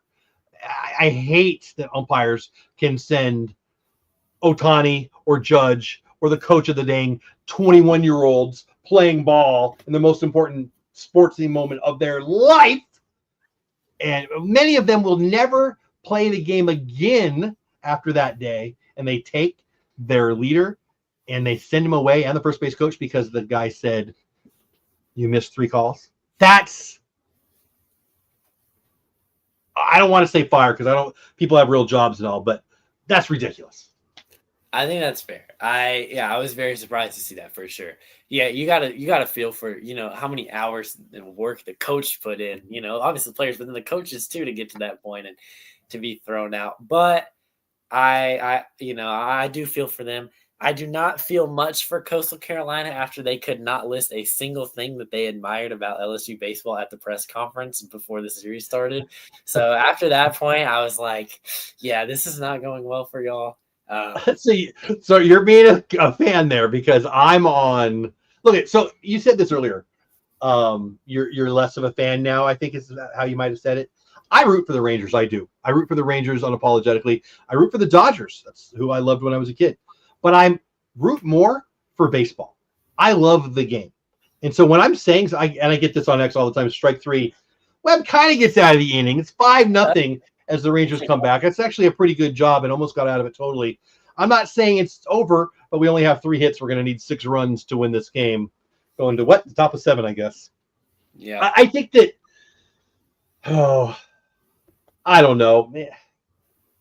I don't really understand. Yeah, I'm not even going to say that. I'm gonna bite my tongue a little bit. I'm just gonna bite my tongue on that. I don't know. I don't want to go there so much, honestly.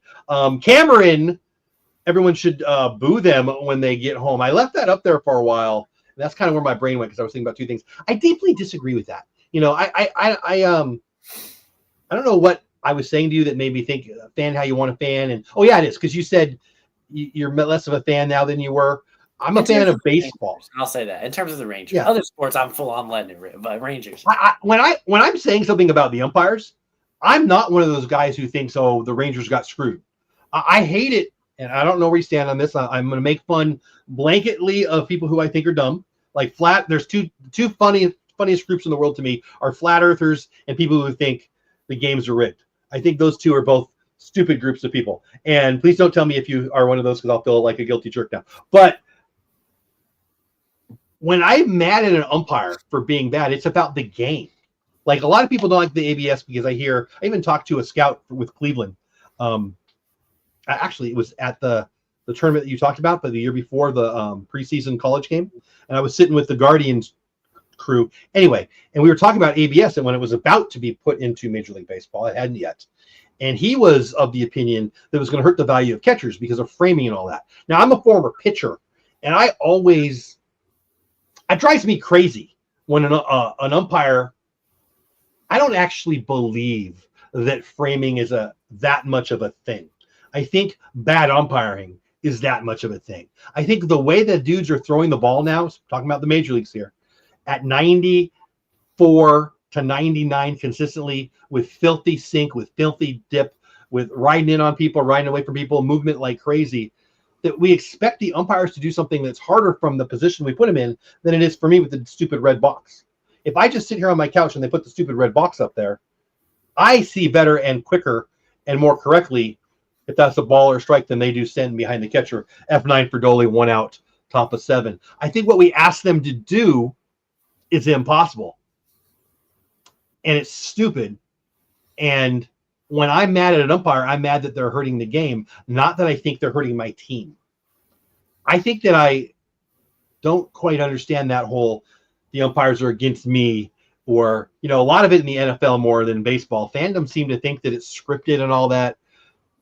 I've talked a lot. What are your thoughts on that? You as a writer, do you talk about that? Do you, whether it be from the fan perspective or your perspective? I'll shut up and listen. Can confirm that the games are not scripted from what I know, unless it comes from above me.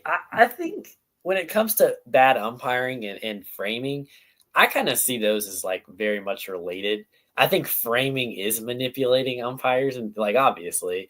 So I think like framing does it. Their job is to make the umpire look bad. Like it's to trick the umpire. I think both can be hand in hand. But yeah, I mean, I think we see it we're talking about tennis. We see it in tennis with the automatic in out. I mean, if we have the technology, ultimately what it's to get it right? Like that's the main goal. So I think whatever you got to do to get it right, you know, and it'll be an adjustment, but whatever you got to do to get it right, that's what matters truly. Yeah, I agree with that. I feel like it's a good spot because we were talking about the College World Series, and I want to talk, and we talked about the WNBA, where with Kane McCutcheon, he's a beat writer for both the Texas Rangers and the Dallas Wings. The Page, what's her last name? Buckers? Am I saying that right? I don't know. Beckers, yeah. Beckers?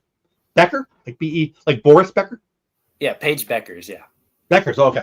Wow, nice catch right there by the shortstop. Yeah. Beautiful. And there we go. We got 6 more outs to get 6 runs. Oh, we got to hold them. I think we're in big trouble. 5-0. Baltimore shutting us out. We got 3 runs going to the bottom of the 7th. Yuck, yuck, yuck, yuck, yuck. Kane, what are your thoughts on this? We've talked about college baseball. The College World Series, I think, is unbelievable theater. It's an amazing sports event that you got to have ESPN Plus for and know how to bounce around to even find the dang thing. And then we have the WNBA, which you cover. Fans of the Green Bay Packers, member for 2 months. Keep up. Thank you so much, fans of the Green Bay Packers. Hey, because of that, you can get Sorry, Kane. Green Bay Packers. You get to pick a player. You can't pick Bobby Witt or Cal Raleigh because of that. You're going to be in the contest now.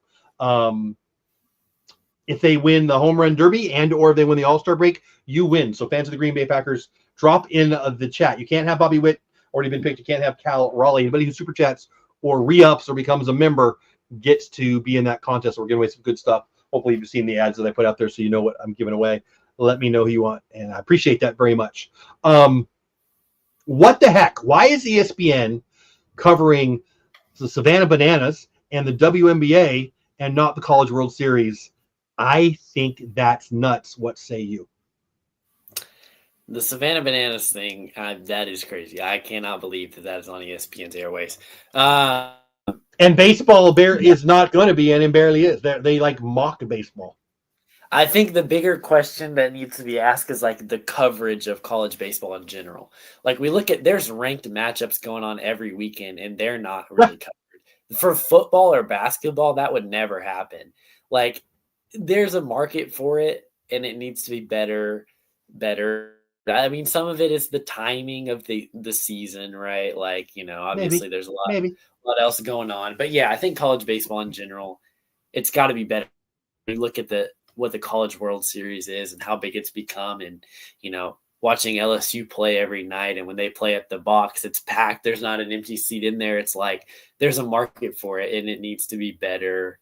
It needs to be better tapped into. I really hope that whether it's ESPN, I think there's a real opportunity for someone to tap into that market and really make it pop. Deeply agree with what you said. When I told you I was going to talk about this, I was going to try to make fun of your WNBA a little bit more than that. I know you love LSU. Miss Reese might be from LSU. Yeah. Do I have that right? That's correct. Yes. She I remember making fun of, again, I'm way older than you, Bill Walton back in the day for getting all the rebounds of his own miss. And then he dunked. Angel, what? Is it real? Did she put out for grab the copyright of the? What was it? I already forgot. The Me Bounds, I think it was. Yeah. Yeah, Me Bounds. Yeah. Thank you, Me Bounds. That is true. I don't understand it. Why don't you help? Okay, so a guy who, I guess I'm not their target audience. Dave Dunning, by the way, which surprises me because that means he's not starting tomorrow. But Dane Dunning's in for the Rangers 5-0 bad guys. Jackson Holiday up to bat, 2 for 2, 3-run bomb earlier in the game. I am not currently a fan of the WNBA. You are someone who writes about the NBA and probably consider part of your job. I don't want to speak for you. You tell me if I'm wrong. To bring fans to the WNBA, I would think. You don't have me. You don't have me. I liked the NBA back in the day. I still like college basketball, but I don't watch a lot of it anymore. How can you sell me on the WNBA? And I'll just leave it there. I think that there's some big negatives there politically and athleticism wise.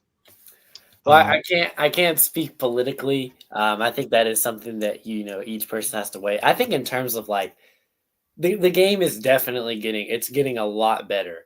I mean, even since I started working it, just look at Caitlin Clark. Like, obviously, no one in the history of the WNBA has been able to create her own shot off dribble like Caitlin Clark can.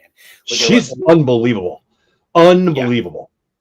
Yeah. I think the college game is growing, and in turn, the WNBA is growing. I was talking to, this was the other day. I was talking to Kurt Miller, who's the GM of the most popular, like most famous WNBA.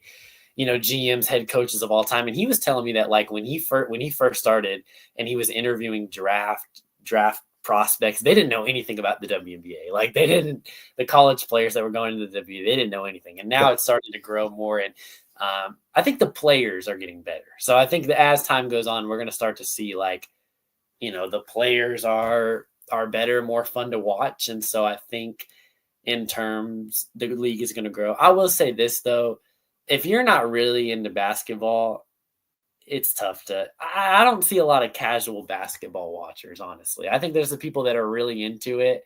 And then like any sport, there's the people that, are going to watch the playoffs here and there.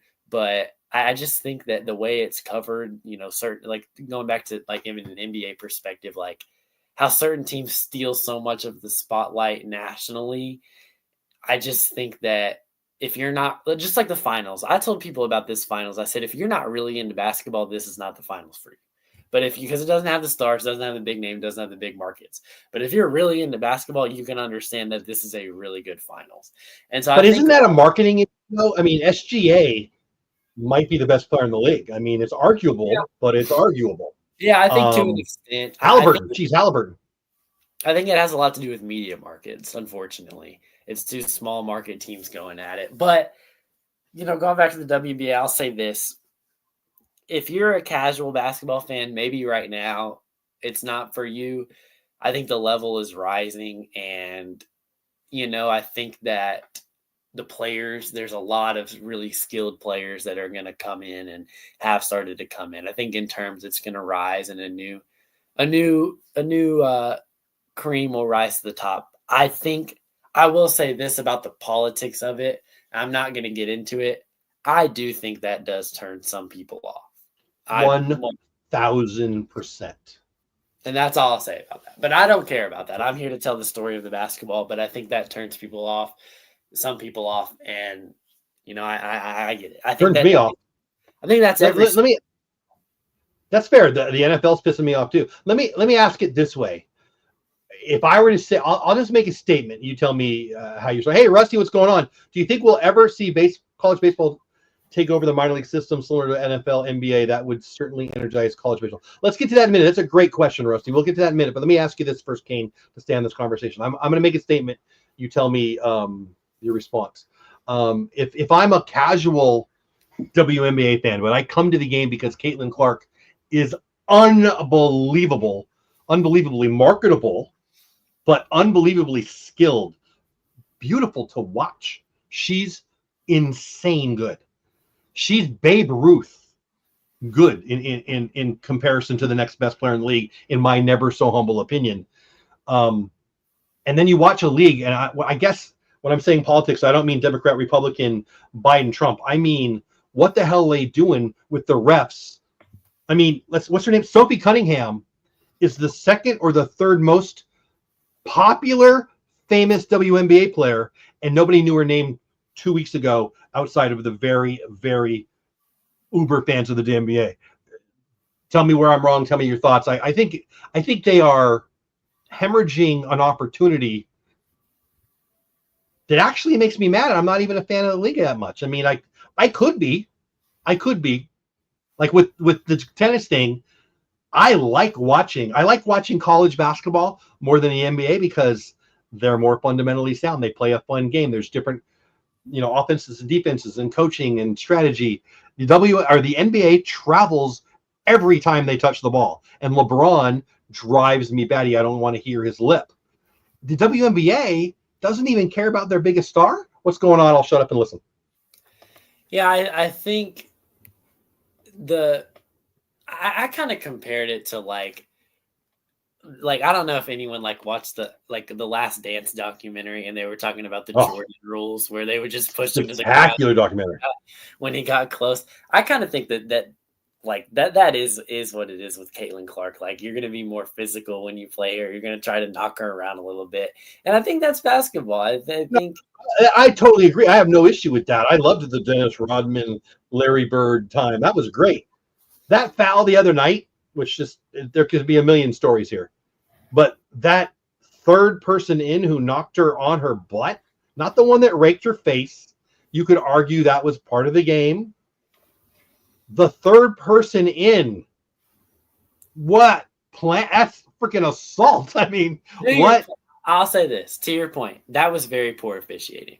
Something happens one time, and those two teams had gone at it before, so it's not like they didn't know that was going to happen. That happens one time. It can't happen. Like, the refs have to do a better job of controlling the game. And Stephanie White, the coach of the Fever, said that too. Like, you knew it was going to happen. If the coach knows it's going to happen, the refs, of course, know it's going to happen. You got to do a better job of controlling the game, for sure. Kane McCutcheon, beat writer, Texas Rangers, Dallas Wings. Great question from one of my good friends, Russell. So weird to call you that. Taylor, do you think we'll ever see college baseball take over minor league system similar to NFL, NBA? That would certainly energize college baseball. Let me jump in real fast, and I'll get your thought, Kane. No, it's a lot of money in college athletics. I think there's 0% chance of that.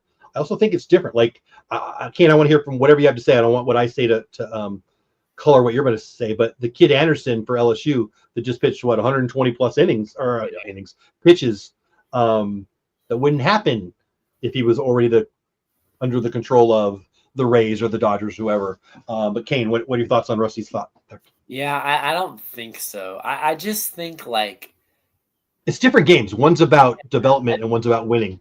I think the game is so much different than like other sports, which is why you have that in other sports.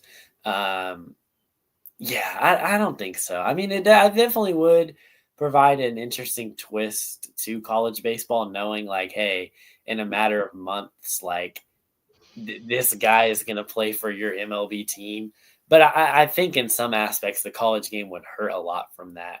Like we're seeing it kind of with football where like guys don't want to play in the bowl games. And like when I first started watching college football, it was a high honor to play in any bowl game. And that wasn't even that long ago. And now I hate like that. no one wants to play in the bowl game unless it's playoffs. And like, you know, I think of like the summer league for basketball, and we see what happens when teams have control over the players. Where like I see the advertisements for the summer league, and they're like Cooper Flagg and Ace Bailey and all these guys. I'm like, they're not even going to really play. Like they're going to play one game, and then the teams are going to shut them down. So I don't think so. I don't think that's going to happen. It would be definitely interesting to see. I think it would benefit, but also it would hurt the college game as well. And I think the way the MLB is with the minor league, I'll say this: I think guys are getting fast tracked more to the majors than they, ever have been. And I mean, if they get drafted by the Angels, they sure are. My goodness. Yeah. Yeah. But I don't think so. I think we are seeing and will continue to see an acceleration as far as like time spent in the minors, maybe, but I don't think we're never going to replace like that now. Yeah, I think it would be interesting and fun from a, kind of a fantasy, not fantasy baseball, but fantasy. It's a fun exercise to talk about, but I don't think there's any chance it would happen. I just think that if you go to LSU, you're trying to win a title for your boys and your team and the school. If you get drafted by the Guardians, well, you're about you, and there's nothing wrong with that. But it is what it is. I think that's probably what I love about college sports. And then we could probably get into the NIL talk if you want. Fans of the Green Bay Packers picks Corey Seager. So we've got Bobby Witt, Cal Raleigh, and now Corey Seager unavailable. If you super chat or you become a member of the channel, you get to be in the contest. The biggest prize is the Texas Rangers World Series Funko Pop. And I'll do a video about that here. The World Series coming pretty quick. Hello, humans. It's me, David T. What's going on, David T? Hope you're having a great day. David T. Kane, David T. Hope you're having a great day. David T. 17-0. Not really, but it just feels like it's 6-0. Baltimore. Top of 8. Justin Foscue. I think he's 0 for his last 45 or something now, if you count what's going on right now. 0 for 2 today. That was mean. I'm a fan. I hope he has a hit right here. Let's be real. That's what I'm rooting for. Number 56. Doesn't give me a lot of confidence, but whatever. Kane, did you play ball in the day? Any sports? I mean, you mentioned you played a little tennis. Did you play any? Well, what sports did you play when you were you were a kid? You're still young. I played baseball from the time I was 4, and pretty much actually until I started working the job I had. Nice. So I played throughout. No, never really another sport. I wasn't allowed to play football. My parents knew that I was a baseball guy, so they didn't want me getting hurt playing football. Basketball for fun. That's the main sport I play now. I play basketball at pretty much the highest level you can get to without playing it on an actual team, because these pickup games that we play are really intense, and we've played with like me and my friends. I remember not even that long ago, we're playing at the rec, and we just got cooked by this really huge dude, and I'm like, bro, who is this dude? And like a couple weeks later, my friend calls me. He's like, yeah, that dude is actually a pro basketball player. He plays in Turkey. And I'm like, yeah, that makes sense that we just got absolutely destroyed by them. But I play basketball a lot now with my friends at the rec, and I feel like athletes just here in DFW are just good, and so the players we play are really good. depending on who it is, you can play some not so good people and then play good people the next game. But yeah, so mostly basketball now. I really enjoy playing with my friends. And if we have an off day or a Saturday morning where the team's on the road, chances are you can find me at the rec playing with my friends. Nice. A lot of my friends are into it, cousins. So we have a good time. I love that. Yeah, I mentioned earlier, I used to work for Boys and Girls Clubs. And when I worked at a club in San Diego, it's probably when I stopped being an athlete. So I'm in my low 30s. And we had a game at lunch, like a couple, 2-3 times a week. And it end of inning, Bosque does not get his hit. Rogers, unbelievable 3-hitter so far, shutting us absolutely down. Another average to below average, frankly, pitcher, absolutely shutting us down. A little depressive. I used to play though, and we play. This is when I decided, all right, I'm a former athlete. I'm no longer an athlete, and we would play a couple times a week. And I remember thinking, I'm gonna hurt myself. Like they are. It's amazing how, and I'm way older than you, how quickly, like everybody who's 21 is always 21. It might be a new dude every year, but there's always a 21-year-old. And I'm a year older every year. And by the time I hit about 30, man, I'm running down the court. I'm like, yeah, no, I'll come out when I know, it goes fast the older you get. But some of those games are some of my favorite sports memories. I played high school baseball. I played high school football. And I have some fun memories from there. We could talk about that, I suppose. But some of my favorite memories as a 55-year-old guy are things that nobody saw, right? It's just I had fun doing it with buddy Steve and my buddy John. And, remember when this happened? It's more fun to do that. I played there wasn't a church I went to. It wasn't even my denomination. Far from it, actually. They were allowed 2 whatever, I don't want to say it, whatever they were on the team. And my favorite basketball memories are from like the 8th grade playing in that other religions league. And it was, it's just funny how it doesn't matter. Like competition is fun, whether you're playing, Jason, that video of Jason Worth hitting that home run in the rec league, and the men's league, that's the Jason Worth highlight. And you know what? That was at the rec center in Hoboken somewhere, right? And I love that about sports. I really do. It's me, David T says, is Preston McDevitt pitching for Baltimore? I think I saw that Pete might be live doing the game too, because it's his team, Baltimore. I don't know. I know he's pitching awesome for whoever he's pitching for. So you said your best sport was basketball? Is that what you said? I feel like I already forgot what you said. No, definitely was baseball because I actually played it. But now definitely is basketball for sure. Gotcha. You did say your mom wouldn't let you play football. My mom also told me I couldn't play high school football, and that was the first time that I signed her name and ignored her. And a couple weeks after playing for a while, she said, well, yeah, I kind of figured you'd do that. So I thought I was going to get killed, but whatever. It worked out. That was a long time ago. And whatever. Anyway, great to see you back with, thank you, buddy. Missed your Texas wisdom, sir. David, friend from my first monetized YouTube channel. Appreciate you being here, buddy. Yeah, if you see Preston and or Pete, tell him I said hi. I love you guys. Miss you guys. Glad to see you here. Pop up in Bobby 8, first out of the inning. Cedric Mullins, 8-hitter. Dane Dunning back for our Rangers. Let's get back to baseball talk. Thoughts on Dane Dunning? He's got a chance here. I mean, obviously, I don't know. I actually kind of feel bad for him that he's here. I wanted to see him get a start because I'm a fan of the guy. I like him. He was our MVP as a pitcher at least a couple years back, and certainly he's lost something. But I was really hoping he'd get another chance. I think pitching him here might be taking away that start. What are your thoughts? Yeah, I think that's fair.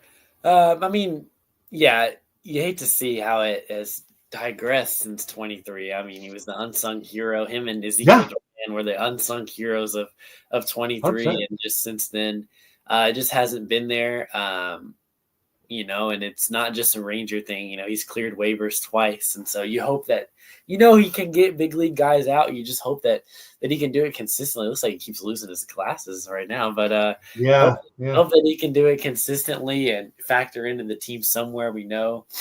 He can pitch out of the bullpen. He can start. And especially like now with all the pitching injuries, how clutch it would be to have someone like Dunning give you good innings. Like you said, unfortunate that he's not going to get the start tomorrow. But you hope that he can find a way to factor in somehow or another. Any thoughts on the starter tomorrow? I mean, if Latz is more likely Wednesday, I mean, I feel like I follow it pretty good, and I can tell you I have no idea. Is it going to be an Yeah, opener, maybe? maybe it could be an opener, could be bullpen day. At this point, we don't even know. Sometimes I'll show up Yeah. to work. I'm like, who is even pitching today? I had to look at my I phone. mean, yeah, the last week it's been DeGrom and Leiter and Hua. I mean, I don't even know, right? Yeah, blood What, of the days. is Kumar going to stay in the rotation, do you think? And I'm talking about until we get back Gray and Bradford, do you think? I mean, he certainly has looked really good his last two starts. Yeah, I mean, I think at this point, anyone that can make consistent starts for you is gonna have to be there, especially with Evaldi and Malley on the shelf. So we'll Yeah. see. Yeah, but he's been good. I mean, certainly no signs of anything that would get him taken out now. So we'll see when the other guys get back. Maybe he's kind of the odd man out. We'll see. But for now, yeah, I think he's in there. 6-0 Baltimore, 1 out, Obama 8. Rogers kind of out of nowhere. I mean, he's had 2 good outings, a 2-inning, and I think a 6-inning. This will be his 3rd time out there. He's been really, really good. I'm sure Baltimore's excited. As a Ranger fan, I'm less so because we're going to get shut out again, or we're at least getting shut out right now. What do we got? Well, it's the 8th inning. We got 3 more outs. Yeah. I mean, I get it. You don't have Seager in there. It's not your best lineup, but am I too much of a homer here, Kane? I mean, I get dinged on X by people every day because I still think we're going to win the West. Am I nuts? Is the offense going to come around? I still believe we are, by the way. I can answer my own question. I still believe it. But every night, what are your thoughts? Yeah, I mean, you look at the division, and you got to be lucky that you're in the West and not any other division because, I mean, I guess, the AL East is very, very competitive as usual. Yeah. The Central, they've kind of exceeded expectation, although they have fallen off. Really, the Tigers are playing well, but the rest of the teams have kind of fallen off.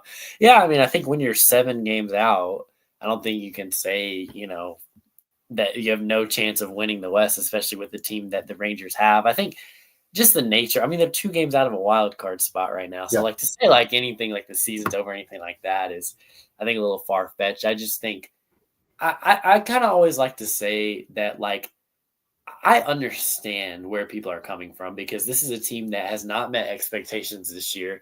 And last year, after the World Series run, obviously severely failed to meet expectations. So I get it.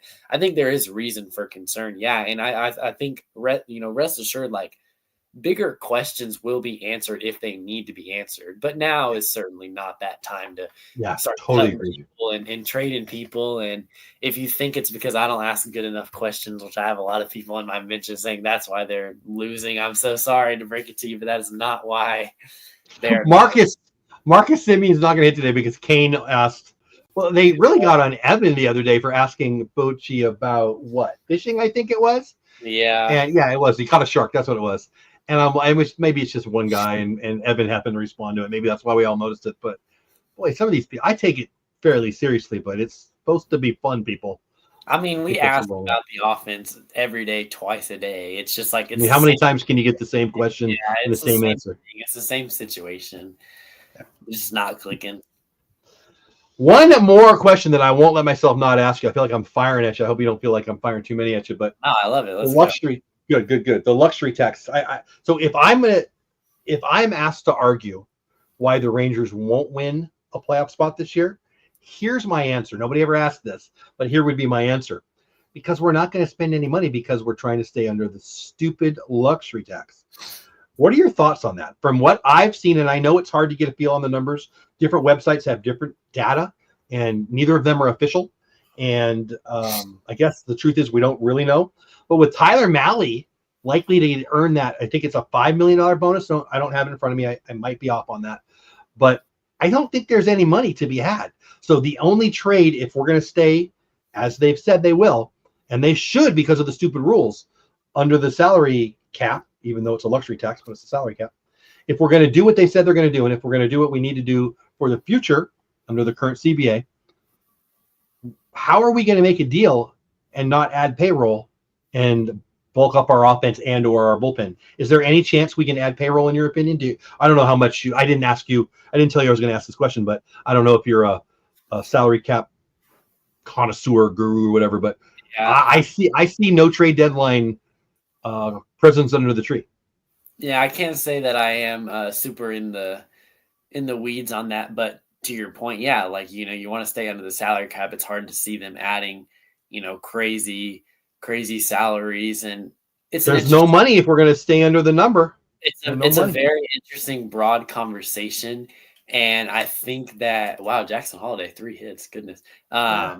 I think that it's so interesting to see. I think we're just now starting to see how smaller market teams are starting to kind of counteract that in terms of extending young players. Like we saw it with Jackson Churio, who hadn't even played an MLB game and got an extension. We saw it with Kristen Campbell, who's now in AAA right now. It's so interesting, and the Red Sox aren't even a smaller market team, and they're doing it. But it's so To interesting, Brian Hayes. right? Is it the smart play or is it a stupid play? Well, that Yeah. depends on the crystal ball of the future. You never know. It's so interesting to see how teams are starting to counteract that.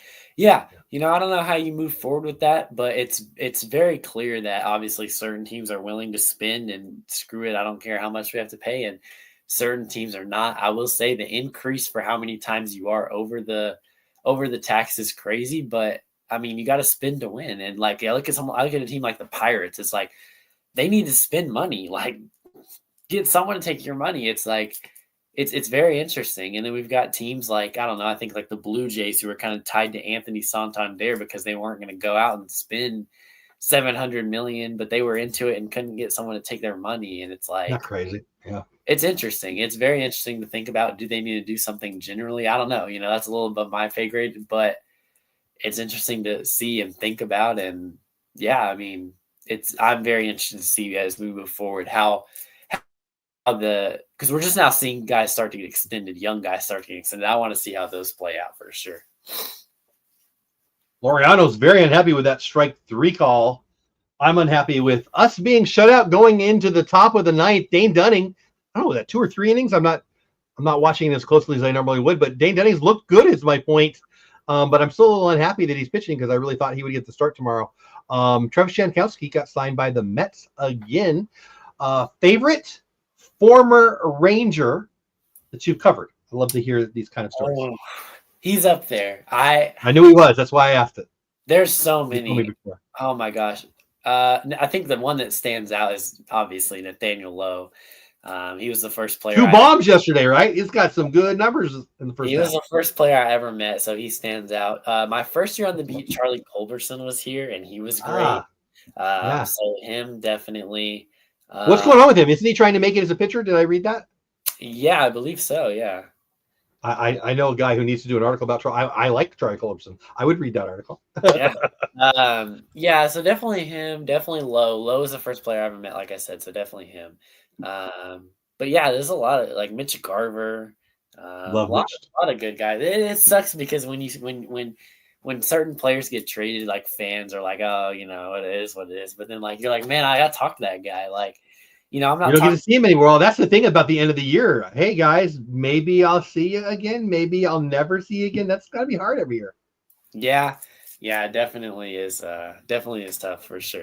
But it's a business at the end of the day, and so you know that. But what a lot of people don't realize is like, everyone on the team is friendly, but there are some guys you talk to more than others. And it's rare in any team, it's rare when the star player is that guy that you talk to more than others. So a lot of times it's kind of maybe the guy that is a little vulnerable that you enjoy talking to, and then he gets dealt and it's like, man, it's traded and all that. And so, yeah, definitely a lot of former players, and I always enjoy when they come back and get to see them for sure. And like seeing Will Venable again, manager of the White Sox, even like coaches, like when the Dodgers came, seeing Chris Woodward, he was the manager when I joined the beat. So yeah, just seeing Texas Rangers fans hate that guy. He's such a nice guy, at least from the stuff I've heard. He was a very, very, very nice guy. And so it's always fun to see the people that come back and and you made me think of it. Andrew Haney was interviewed by Jared Sandler in the dugout. Was it yesterday? I think I'm pretty sure it was yesterday. And when I was listening to the interview as I was getting ready for my show, it brought me back to I was driving to Disney in the car listening to the radio the day that Andrew Haney talked about Creed. I couldn't think of the name of the band. And how all that started with the Take Me Higher thing. And you get to be there for it. I think that's pretty neat. I don't know if this is a good segue or not, but you talked about kind of the friendlier guys. One of the critiques I've seen a little bit that I would like your take on, maybe you shouldn't answer it, so maybe I'll leave that up to you. I think one of the things with the Rangers is their some of their biggest stars aren't well, they're almost stoic. I mean, Corey Seager, fun dude, not so much publicly. Marcus Simeon, great family guy, loves his family, super good dude. I think you would agree. Not Mr. Public charisma. Even Wyatt Langford, unbelievably fiery, will run through a wall. Doesn't really show that. I mean, he's starting to a little bit more. I think one of the thoughts people have, and maybe I'm having it, is that some of their best players aren't the kind of Vince Lombardi, Bill Belichick, Tom Brady, fire up the team kind of guys. What are your thoughts on that with 2 outs in the ninth? Game's almost over. Yeah, I think it's fair to an extent. Like, I think that their leaders of the team are just guys that just go about their business and lead by example. And I think that's some people's leadership styles and some not, and maybe not so much fans type of leadership style. But I mean, they lead by example. They just go out and they do things. You know, pretty much every guy on the team as the game is now over, unfortunately. But yeah, I think pretty much all this team's leaders are just lead by example type. Don't have that guy that just is going to stand up in the locker room and give a huge speech, you know. But they're for sure leading, and great. You know, all of them are great guys. I love talking to Marcus Simeon. He loves basketball as well, so we guys talk about basketball. He does like that too. So. Well, he played. Did he play in college? Do I have that right? I think he did. I don't know if he played in college, but I know he played. He's a huge Warriors fan. He always tells me that the Warriors are going to get Giannis, and I always tell him that that's not going to happen. But Giannis and Steph before Steph's done. Wow. Crazy. Well, there's been rumors about Giannis coming here for a while, right? I don't know if they were real or not, but I remember reading a bunch of that. Yeah. Jim Rockford Files, anybody? Terrible, just terrible, sell. I don't know. I'm not on the sell thing. I don't really think. I mean, I don't want to keep you too much longer. The game's over, and I've already kept you for 9 innings. But if we were to sell, for me, it's names like Malley, expiring contracts. This is expiring contract. I think Gray's on expiring contract. There's not. My point isn't let's try to name guys that might leave if we sell, and I don't believe we're going to sell. But there's not that much to sell. I mean, a lot of people talk about Doley. Doley's under contract through next year, and if you send out somebody like Doley, who's your right fielder? Sebastian Walcott's not ready. A lot of people don't think he'll even be ready next year. Maybe that's where I should end it. I mean, we talked maybe a little prospects. The cupboard's not bare. My last article that I put on my Substack was kind of about our farm system and the upcoming draft. Sebastian Walcott might be one of the top 5 prospects in all the game, and he's hitting for power, but there's a lot of swing and miss there. Do you see him staying at shortstop? Do you see him moving over to first? I think he's going to be a right fielder. And where do you think the organization is? And to Jim's point, if we sell, who do you think might bail on us? Well, I think Walcott that dude's an athlete. I met him at FanFest for the first time, and I was like he's younger than me, and I'm like, dude, like, can I take some of your, like, can I just steal a little bit of your height, please? Like, you know, he's an impressive specimen. Yeah. He's athletic. I think he could play a lot of places.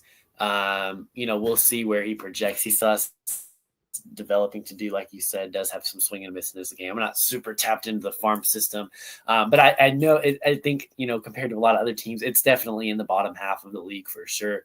Probably even bottom third. So the draft is going to be big, kind of helping to get that. And to your point, if we do sell, there is a couple. Yeah, you look at guys on expiring contracts who can maybe help out that farm system.